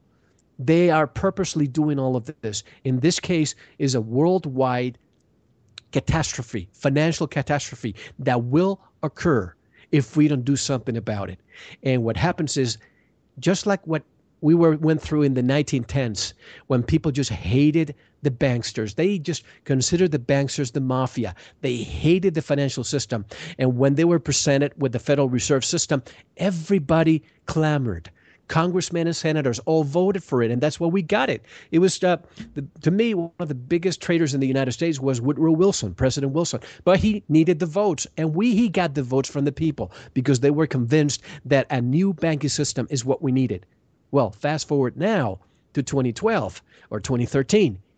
We are going to be clamoring very soon for a new global financial system. What's happening in Greece, in Portugal, in Spain, in Italy, this is all going to continue spreading like a virus around the world. And the only way out of this, we used to say the Amero is coming to the United States. Forget about the Amero. It's going to be a global financial system and a global form of government. And the first thing you do is you wipe out the middle class around the world, which the United States has had the biggest force of middle class. Now, most of them. Today, news say that Canadians are wealthier than Americans. That just goes to show you that They're doing this in the United States. They're doing it everywhere else. And people will clamor for a new financial system. When the UN, which is the entity that will be coming forward with this, when the UN comes forward and says, folks, we can no longer sustain this insatiable need for debt. There's a new financial system. The valuation will happen, and this is the new world currency that everybody's going to have to adhere to. Otherwise, it's going to be wars everywhere. And I think that's the next thing. The reset button, World War III. Yeah, it does seem like that, doesn't it? I tend to agree with you, Mel. And I feel that we already have a global finance system in place. It's called PayPal. And I feel we already have a global distribution system in place. It's called Amazon. And I feel that many of us are already being conditioned into that path. These systems are already functioning and in place. People from all over the world are using these financial systems and purchasing goods and products from a central location on the planet, and distribution globally is taking place. So I think we're already there. They're just got to be implemented, maybe dressed differently and presented differently to the masses. But I feel that the infrastructure is already in place. I just want to add something here, because a lot of people are now freaking out. So I never talk about a problem unless we have a solution. Yes. It's really important that we have a solution. Now, I'll let Mel share his solution in a minute, but my understanding of how the ultra-rich survived these calamities previously. There was the 30-30-30 rule. Now, I know a lot of people can't afford to do this because we're not ultra-rich, none of us are, but what they did, they spread their wealth into three categories. The first was collectibles, fine art, diamonds, coins, anything of real value. The next 30% was in land. Not necessarily buildings, but land, particularly agricultural land. But it also included property, but mainly agricultural land. And the final 30% was in gold and some silver, so in precious metals. So that's what they did. So I looked at my position, and I'm lucky to be fairly successful. Some would say very successful. And I went, okay, first thing we've got to do is get out of financial instruments. So I said, and this is, I'm not a financial advisor. I don't give any advice. I'm just telling you what I did and what I understand. I'm not asking you to do anything. I'm not asking you to do what I'm doing. I'm just saying this is the protection that I've taken for my family based on what I've learned over history. So I went and bought some gold, and I've been accumulating gold since 2007 because I knew that was real money. They can't print it. They can't produce it. Now, gold can get very expensive. It's gone from $50 to $1,500 in the matter of 10 years. And everyone calls it a barbaric relic, I think is what Warren Buffett called it. But meanwhile, he's got plenty of it to the side. Don't worry about that. They all want people out of gold. And we can talk about a concerted effort over in Christmas time, when even the alternative media were out talking about, oh, there's all this gold buried in the oceans of the Philippines, and there's all this gold everywhere, don't worry about it. It was all a takedown to get the price down, because the powers that be don't want people to realise that their fiat money is worthless. So I've got out of financial instruments. I don't own any shares anymore, apart from my own companies, but I control that, so that's okay. And I put it into gold. Now, if gold's too expensive, silver is okay. Silver is as they say, the poor man's gold. And to be honest, many people think silver, gold, and maybe some other commodities will be what backs this new world currency. So that's what I've done. I'm not saying to do it. I'm just saying beware. And any gold or precious metals you have, make sure it's outside of the banking industry, because when they clean out, everything in the bank will be gone as well. I'm not saying it's going to happen, but you heard Mel, you heard George, they're all feeling it. A lot of other people are feeling it. And that's what I did to protect myself. So, Mel, can I ask you what you might have done to protect yourself in this situation? Sure, and obviously, I like the philosophy of if you're going to be talking about this, you better come forward with some solutions. There are some radio shows out there that all they do is talk about doom and gloom, but they just keep you going around in circles like a hamster in a treadmill without any solution. So I'm glad that we're talking about this. In my case, I'm no longer part of the financial sector. The only times I invest in and out, maybe a couple of days, short selling or long, but I do it quickly. I don't leave my money there at all. And I usually don't talk about finances in my show, but since you're asking me, I'm telling you, I haven't started buying precious metals yet. And just because I remember, well, I wasn't alive when this happened. In the 1930s or 40s, you may remember, 30s actually, President Roosevelt, he actually confiscated all our gold in the United States. It was illegal to own gold. And that's when they actually built Fort Knox in the United States. And what did they do with that gold? They put it as collateral for the Federal Reserve. Some people say that the Federal Reserve has a lease, a 100-year or 99-year lease. If that's the case, it's actually ending at the end of this year. Some people say that's only conspiracy theory. But think about it. Why is it that we continue asking for so much money and we cannot audit Fort Knox? And even if we audited Fort Knox, perhaps what we find there, and the Chinese are complaining because some of the gold bullion that they're seeing over there is actually tungsten. So I'm a little concerned when it comes to that. Yes, I agree that it is the place to put your money, precious metals. Most people who listen to us probably would be better off buying silver. Right now, gold is today, $1,574, and silver is about $27. And I've spoken to a great gentleman who deals with silver, and he really prefers silver. If you compare at the amount of appreciation it has had in the past 10 years, apparently silver is actually beating gold. So that's what I would do. Also, very important, the most important thing, and this doesn't cost a penny, is to not live in fear. Yeah. All you need to do is to turn on the TV, and all you hear is this, the whole tentative Armageddon thing, in my opinion, is very unhealthy to carry around in our collective psyche, on top of economic collapse and nuclear war, the Middle East. But the problem is and when I say we, I'm talking about most of the population, we proudly sign up anyway. I've talked to researchers who deal with the 2012 and the Mayans, and whenever they go to a conference and they say, no, we do not expect the world to end, it's almost as if people become disappointed that the party won't start as they expected. And this is one thing that I cannot understand. Don't live in fear. Live in awareness. Look at food. I'm not talking about just, throw away everything and put all the food and get buckets of water to put it under your beds. No. But you have to prepare. Always. If it's not a financial collapse, in the United States, and I'm pretty sure in Australia too, here we have about 2 to 3 days shelf life. And when I say shelf life, I mean inventory in a grocery store. If something happens with their currency, right now the drums of war are pointing at Israel. What happened today? An Israeli tour bus in Bulgaria was bombed. They're already pointing the finger at Iran without even doing an investigation. So it's almost as they're progressing. The drums of war are really happening. And if I remember in 2008, during the Olympics in China, what were they doing in Georgia, in the former Soviet Republic in Georgia?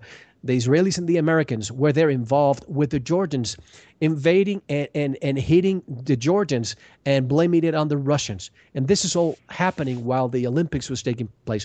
My concern is that with all the press that's taking place with the Olympics, something else is planned so that we can continue with the distraction. And also we can talk about the possibility of a false flag event on August 21st, the culmination of the Olympics. I would love to go there. Before we do, I just have one comment to make in regards to gold and silver and what have you. What I noticed when we were in the States last year, that they were just pumping gold certificates.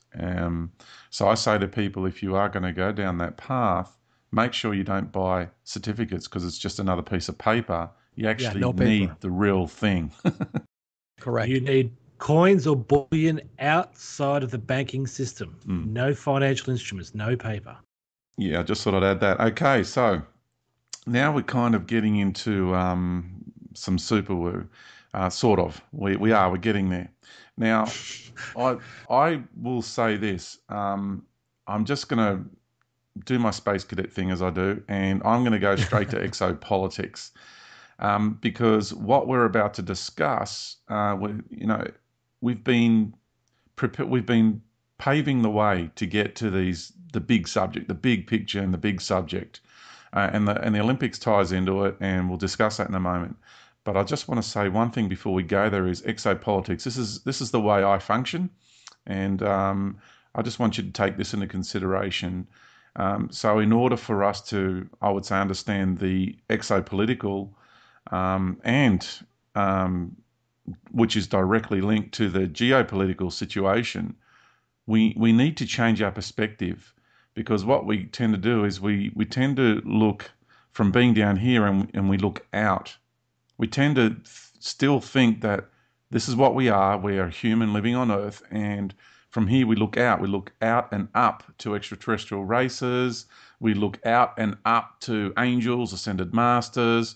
So what I'm suggesting is it's really, really good idea if you go back to being out there from where we came and look back in towards this reality, always, because that's the method I used in writing the book. You see, I went totally the opposite way, like Jason said, work backwards on a puzzle. So I used a totally different technique where you start from out there and then you work your way to here. And I think it serves a really good, I would say, a really good purpose in, how do I want to explain this? Translating energy into words is always so difficult. Change your perspective, alter your perspective, because everything inside of the bigger perspective becomes so much clearer.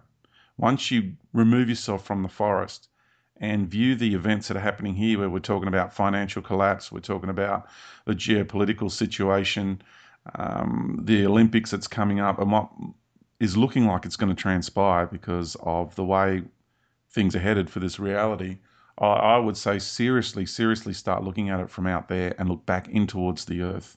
I just wanted to add that little tidbit, but yeah, let's go into the Olympics, because it's a very big subject on everyone's lips at the moment and everyone's minds. Sure. You can lead it off, I think, George. I just got one comment about the Olympics. Apparently there's 120,000 condoms being purchased, and they're for the athletes probably. There's been 200,000 body bags purchased. Now, who are they for? Wow, that's a really interesting stat. Yeah, what are they preparing for? Just in case? What, 200,000? That's a bit over the top. So obviously, I feel that so many things have been averted. When you look at the system and you look at it, including the financial system, how is it still going? Like, it should have collapsed such a long time ago. And I've been saying I would say the custodians, the current custodians who we've given our power over to temporarily, are farming us, and it's all about maintaining the integrity of the herd. If you see yourself as a farmer, put yourself in the shoes of a farmer, you really want to maintain the integrity of your herd because it's your resource. I don't feel that a lot of wars and a lot of death and destruction is going to serve a purpose to the custodians or the watchers or the overseers of humanity, the temporary overseers, and it is temporary because their time is coming to an end very soon, quite rapidly. They want to maintain the integrity of their herd, because if you've got to transport your herd away from a reality because the reality is shifting and you're no longer going to have access to that reality, you do want to keep people in slumber, in the trance for as long as you can, because the more you interrupt that, the more you get their attention, you break the trance state. So they really want to, everything they create needs to be in concordance and in collaboration with the flow of their intentions of this reality and where they want to steer humanity. So even though we wanted a ship, a UFO, to have landed on the White House lawn and what have you, it's not quite going to happen that way. The UFO thing will happen right at the very end, where we're in such a desperate situation, they're going to reach out and it'll be a helping hand. So there's a lot of talk about a false flag event happening in the Olympics. So I'm going to hand it over to you with that lead-up question, because you've interviewed people to do with false flag events in the Olympics. So how do you feel yourself personally, Mel? It's like the possibility of events happening, and also how do you feel the flow-on effect from these events, these possible events that might happen, like the intentions behind them? Because that's what it's all about. It's understanding why someone would want to create a false flag event and what direction they would like to take it in and why. So there's my question to you, Mel. Before I tell you about the possibility of false flag event in London, let me just, if I may, go back to March of 2011 for a second. I was giving a lecture locally on a Saturday, March 11th, March the 8th, actually. And I never like to talk about predictions. I never like to talk about dates. I get dates all the time. I get people emailing me and calling me about dates, and I just, okay, I'll listen, but I never disseminate them because, unless I really know, why am I going to put people in fear?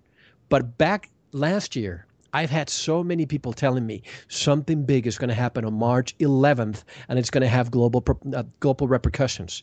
And I heard it so many times that when somebody in the audience asked me, Mel, we're not going to hold you to the fire, but please, can you tell us of a date? And I said, okay, if you're asking me, this is March the 8th. I keep hearing a lot March the 11th. And what happened on March 11th last year? Fukushima. And I have people who live around the world who write to me. One person, a doctor who lives in Japan, wrote to me and said, you won't believe what's happening. I went to pick up a friend of mine who works at a Navy base in the South Japan, and she said that she saw all the major ships leaving to the north at a fast pace, really fast, leaving to the north. And this was a couple of days before Fukushima. Okay? So, we all know what's happening there right now. Second, I recently interviewed Ian Crane, great researcher from England, who talks about all these subjects. But he and I were discussing the possibility of a false flag. Look, if people are going to call me a conspiracy theorist, but if we are able to maybe unplug the plan or persuade those who may perpetrate it, say, oh gosh, those people are talking about it now, let's not do it.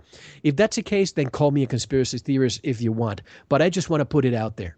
Never in the history of London have we seen, since World War II, a deployment of military personnel happening as it is right now. And I discussed this about 2-3 weeks ago, that there is a company in England, in Europe. Actually, it's not a European company. It's a company with ties to Israel. We all know what happened during 9/11. You all know what happened during London. The security companies in charge of security were all Israeli companies. And folks, I'm not anti-Semitic at all. I have Jewish family. But the Zionists, it's a different story.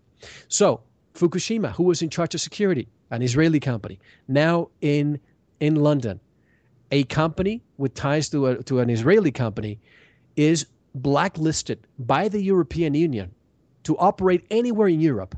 Yet they are the ones in charge of the London Olympics. Explain the logic to that. I don't see the logic. But recently, we heard about the company. I think the name is G4S. They haven't been able to come up with the number of thousands of people required to secure the 11-mile perimeter. So now they're using military personnel to patrol. They're going to use drones, unarmed, hopefully. They're going to use Typhoon airplanes. And one thing that I just recently heard is that the stadium where the openings and the closing is going to take place, apparently that used to be a nuclear waste depot.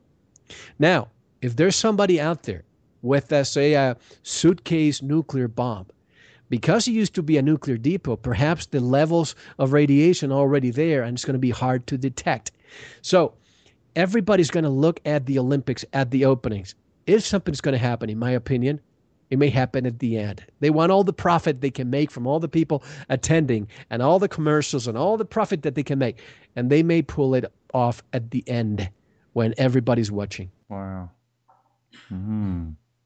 And my question is, what kind of false flag event do you feel like? I know you just mentioned the nuclear one, there's been a lot of predictions of maybe a UFO Alien blue beam event. Absolutely. In 1984 in Los Angeles, how did they close the Olympics? With a UFO landing.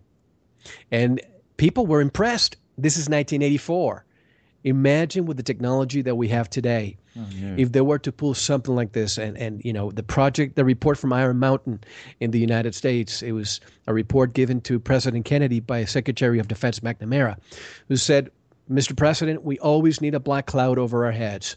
Right now we have communism, but communism will end, and after that's over, we're going to bring terrorism. So here we have the war for terror. After tourism is over, we're going to have a celestial object or a natural disaster. I think we may be skipping this. And I say this because of my conversations with Dr. Carl Rusin, who was the assistant to the infamous Dr. Werner von Braun, who told her again and again, Carol, the last card is going to be at false alien invasion to unite the world. I mean, think about it. We've seen Independence Day. We've seen many movies where the whole world has to be united against a common front that comes from outside. Ronald Reagan during the 1988 speech in the United Nations. I wonder how the world will react if we were facing an alien threat. So that is very plausible. Plus, we have Project Bluebeam that has been around since the 50s.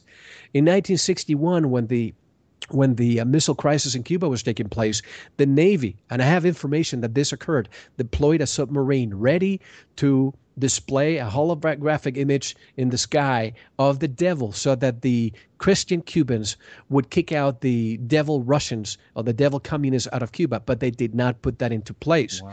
So this is 1961. Imagine, we've seen holograms of Tupac Shakur here in the United States where people in the audience cannot believe it. Who was the one who said, is it Sagan or Arthur C. Clarke? Any advanced technology would be indistinguishable from magic. Most people, if they see this in the sky, they may not believe it. I mean, they may believe it, but some of us who know that this may be coming could be the crucial factor to mitigate the ploy. Wow, that is really something, because a lot of people are feeling anticipation. A lot of people are feeling an edgy bit of nervousness at the moment, and about the Olympics, surrounding the Olympics. And yeah, for me, I always try to look at this from the bigger picture, and I know that on one level we're being farmed. On another level, we ask these beings to come and challenge us in the way they are, so that we do it for growth, for the purpose of growth. It's the essence of light, and to be challenged, it's under pressure that a diamond gets created, and that is the challenge that is before us and within this universe. So, looking at it from this bigger picture, I wouldn't actually be surprised if nothing happened. I think more people in the conspiratorial realm would be more disappointed if nothing happened than if something happened. We're still waiting for that one big domino to fall in the public arena. Would it be the Olympics? It could be. Maybe it won't be. Maybe we're all expecting it so much that they're not going to play that card. Maybe they're going to wait for something else at another time. Maybe it's going to happen soon after the big lull and the disappointment, something that people are not expecting. Not really sure myself. I'm speculating here. I'm feeling into different possibilities and avenues. The one thing I will say is that what will transpire will be the perception that everything's going to go really bad. Sure, there's going to be some collapses. Could it be finance? Sure, to some degree, it's going to have to collapse at some stage for a new monetary system to come in and what have you. Most of these arguments and perspectives, from my point of view, is they're still within the arena and the game, which has a much bigger picture. So these are all dramas within, sure, we're commenting on the earthly paradigm, but it's still within the cosmic matrix. And I feel that to maintain the integrity of the human herd is of utmost importance for these off-world and interdimensional beings and entities who are controlling humanity. And sure, we love to get into the juicy dramas of the earthly domain. It's also important not to get drawn in and reactionary, like emotionally invested in these. And it's very important to be aware, but I always want to not get too sucked in and drawn in to the drama, because you lose center, you lose yourself, and then you end up getting drawn into the game, and then they've got you exactly where they wanted you. So I'll say that I'm going to play the devil's advocate here to the conspiratorial realm and say, you may actually be disappointed because I got a feeling nothing's going to happen. George, I've got an opinion on this, and it's from my experience, and I'm going to agree with you, and I haven't got a clue what's going to happen. I'm not saying either way. I was here for the Sydney Olympics. It was the most magnificent sporting occasion, not just sporting occasion, just magnificent event I've ever been to. There is nothing like it, and there may never be anything quite as good as again. The city changed. There is an energy about having all these volunteers coming in to give their service to help out these athletes, most of whom don't get paid a cent. They bust their balls to get to where they've got to be. I mean, the training they do is just out of this world. Sure, there's the tennis players and some of the ones that get paid millions, but they're going for the party. They're not going for the prestige. Most of the athletes get paid zero, and they work their butt off to get there. And there is something about the spirit of the Olympics. I hear so much negative stuff about it, but I can tell you my experience was the exact opposite, and that of my fellow Sydney-siders would all agree. The city changed. I mean, the energy of the city changed, the most positive, kind of loving, real balanced loving, not conditional loving, really balanced loving, caring, wanting to work together, bringing the whole world into our town. It shifted the town, and you really knew it, because as soon as it finished, it went back to its same old self. So I got a sneaking suspicion that nothing's going to happen. Well, we still we are hanging out for this first domino to fall in the public arena. I thought it was going to happen 3 years ago. I thought it was, some people expected it to happen even before that. We thought 9/11 was it. But what I want to say is that don't be surprised if nothing happens. If it does happen, then, the ball's rolling, the first domino's fallen, and we're off and running. Let me say something, if I might. Sorry for interrupting you, George. No, please go ahead. But I'm of the opinion always that nothing's going to happen either. But I do what I do to present possibilities in the hopes that nothing happens. I never say anything to sensationalize or to grow my radio show or to become famous at all. I remember during my talk with James Fox during the BP oil spill, people could not believe what was really happening there. To note that our own government did not go there the first reaction was to have oil companies go there and put out the fires, and our government didn't even get involved. So very important to just state the facts, state the information, state the logical aspects that we see in the hopes that nothing happens. And if in the end people say, well, Mel, you were talking about all this stuff, you're a doomer. No. I'm okay if people want to call me that way.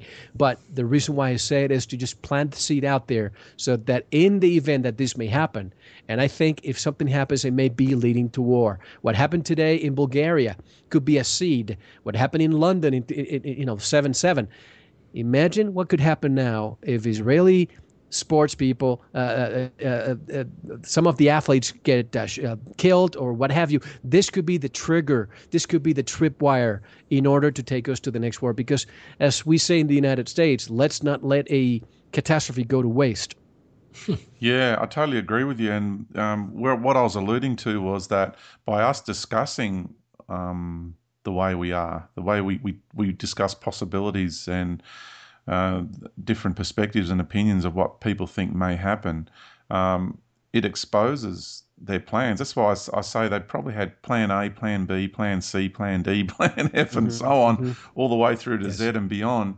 And that's what I was alluding to earlier, saying, how is this still going? And all these other incidences that people thought were going to occur. Look at me, I was even I have in past had feelings that something was going to occur, but it didn't transpire. And I don't feel that when people make these predictions that they're actually wrong per se.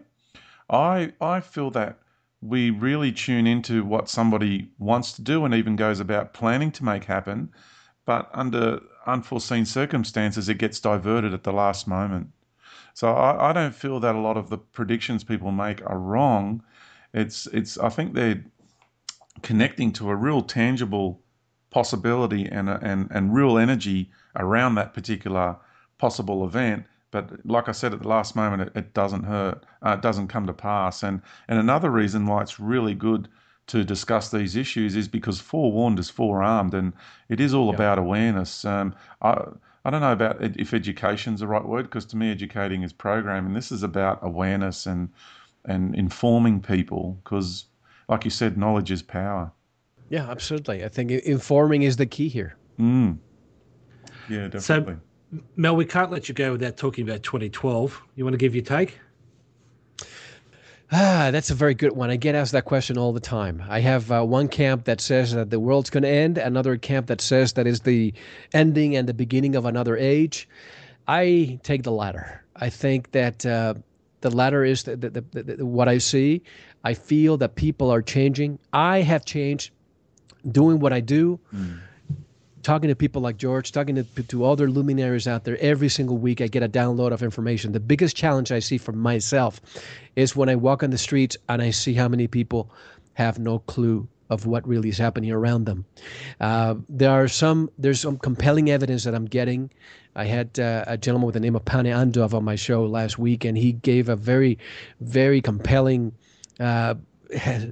thesis, if you will, what he sees coming based on historical data of what has happened in the past, based on I-scores, that you see one thing in one part and it repeats again and again and again. And it seems we're entering into the same place. And perhaps we need to adjust our frequencies in order to circumvent what is really happening. Others are saying that there are some objects surrounding the sun. There's a great book out there called The Ringmakers of Saturn, that the same, can we call them ships, the size of a planet, are around the sun, and supposedly they're there to protect our solar system from what may be coming. I am positive. I'm hoping that I really, honestly, I like to live my day, the present. There's no past and there's no future to me. It's the present. But if there's one year that I really want to be over with, it's 2012. Because this whole Armageddon scenario, the whole tentative Armageddon thing, the psyche that everybody has in their collective conscious and subconscious is really affecting the planet, and I just want it to be over with. Armageddon out of here, eh? Yeah, I tell you, one person who wants to be over more than anyone, that's my wife. My wife too, yes. Yeah, and I've certainly been a party to all that, and I still can't let go of the feeling of the planet wanting to be free from the vibrational levels of expression and functionality that we have on the planet. Everything's killing everything out there in the natural environment, and that's a very consumeristic way, and that's the backdrop. It sets the stage for us to come and be consumeristic. And I just feel that this whole way of life is in the process of changing. And so for me, I still feel the changes will be to a much greater magnitude and extent. The time frame, well, I've certainly had a different viewpoint of late on that from what I stated previously, hence my comments of, you fall off your horse every now and then, but it's really important to get back up and keep going. And I really feel that it's from personal experience with these entities that are out there and all the beings that I've interacted with and the races and experiencing races on an interdimensional level on this planet. Everybody's talking about the great change and all these other dimensional realities. Everybody's preparing for it. We might not have the understanding of the detail of the process, but I have changed so much. And like you said, you've changed, Mel. The planet's changing. There's sinkholes. There's all sorts of things, massive cracks in the crust. She's changing. Everything is changing. And I still can't see us continuing. I don't feel that the implementation of a new monetary system is going to do much, because I feel that the beings functioning on that level are going to try and make that happen. I don't doubt that. They're going to want to implement their New World Order agenda, but I think they're in for a rude shock when they begin to realise that this whole reality is shifting beyond what they have the capacity to control. I'm hoping that if every empire has a beginning and an end, that this global empire is finding their demise very soon, because I think this is unsustainable. We didn't discuss planned obsolescence, which is a topic that I discuss all the time. It started with appliances and cars.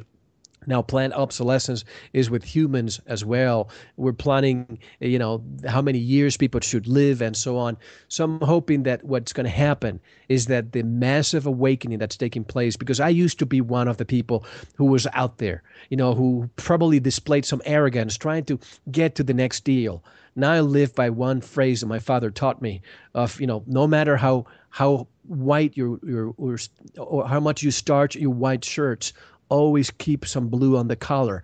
Be humble. Know that everybody out there is fighting their own battle. And if we were able to unite like this and love your brothers and sisters, I think that we can actually change the paradigm of the divide and conquer that plagues all the countries in the world. All these political parties, all they do is separate us. But if we sit down with people we consider to be our opponents or people from the other party, we'll realize that we have so much more in common with them. And that's the awakening. That's when you come to realize that that script that's being fed to all of us is nothing but pure propaganda. Wow, so wonderfully put, Mel. Totally agree with you. Gratitude, like we mentioned earlier in the program, is the key to it. Embracing the darkness is the key to it. And if we can be grateful for the way the ruling cabal, if you want to call it that, has treated us because of the challenges it's provided for you as an individual being incarnating on this planet, provided the scenario and the set of experiences for you to learn from, that disempowers them, because it's over. Once you've gained the law, the way this universe functions, once you've learnt the wisdom from your experiences, they don't reoccur. There's no need for them. It's done. And so collectively, as if everybody wants this reality to change, but I can tell you now that one of the greatest weapons they have against us is apathy. And to be apathetic is it's a sickness on the human spirit. The more you connect into your own true essence of who and what you are, you actually become more proactive. We need to change within ourselves. We're continually changing. I'm continually changing. Mel's continually changing. We need to address this within ourselves. If we want the world to change around us, we have to change. Michael Jackson sang it beautifully, The Man in the Mirror.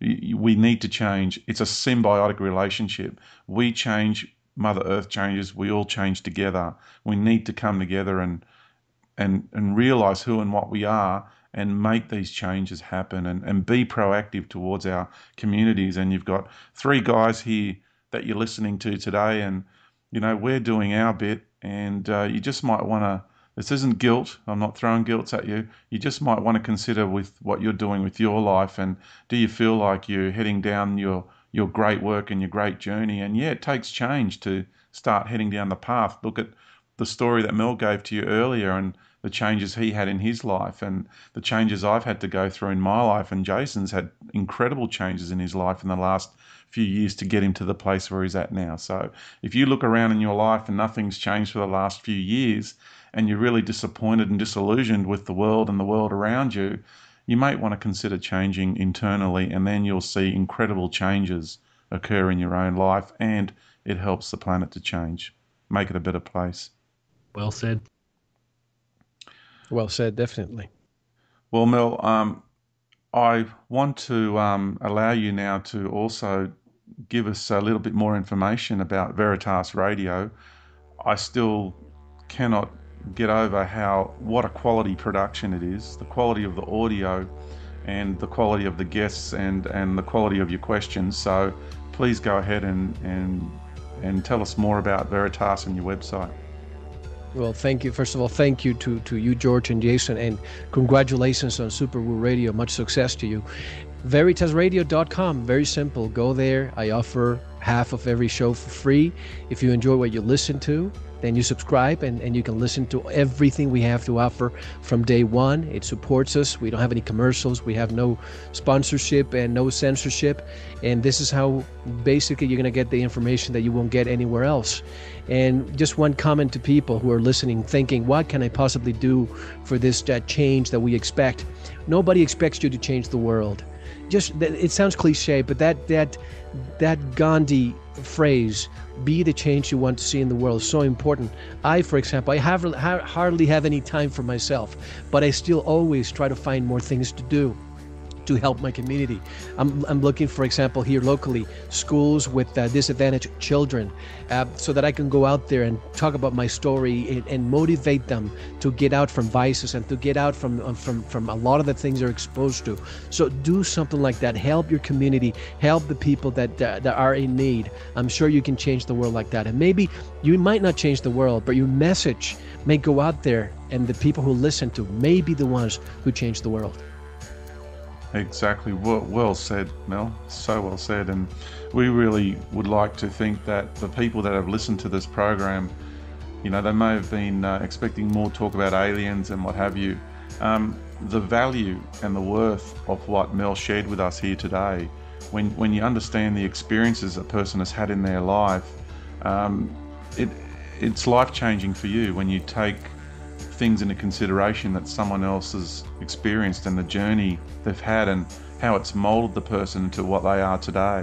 So if you had other expectations about today's program, then consider the amount of wisdom that's been shared from Mel probably will help you a whole lot more than a show that was up in lights with superficial, or not superficial. What I'm trying to say is more pizzazz and impact and drama and what have you. I feel that the authenticity and the genuine nature in the way Mel has expressed himself and the insights into his life and the journey and the birth of Veritas, it provides such a good foundation of substance for us to take into consideration, because it certainly helped me a great deal, Mel, and it solidified my understanding of the man that you are and what you're doing for our humanity. So thank you very, very much from the bottom of my heart. And Jason? Yeah, Mel, I'd just like to thank you as well, taking time out of your busy life to share a couple of hours with George and I and the growing number of listeners that Super Woo Radio has already got and will continue to gather, because we have special guests like you who take the time to come and talk to us and share their story. It's an incredible journey you've had. It's great to share it out there. I know a lot of listeners wanted to hear more Super Woo, and it's coming. Trust me, it's coming. George and Mel may even talk a bit more about the book and all things Super Woo and an upcoming Veritas show. I think it's happening in August. So yes. Look out for that, people. And Mel, thanks again. I really appreciate everything you've done. Thank you very much, George and Jason. Congratulations once again. Thanks to the listeners for spending some time with us here. And thank you.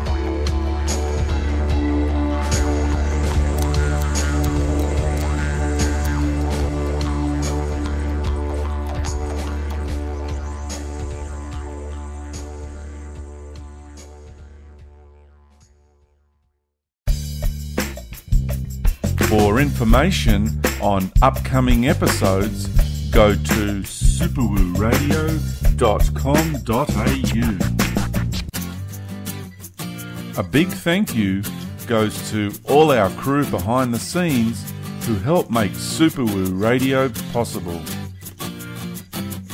And of course, we want to thank you for choosing to listen to Super Woo Radio.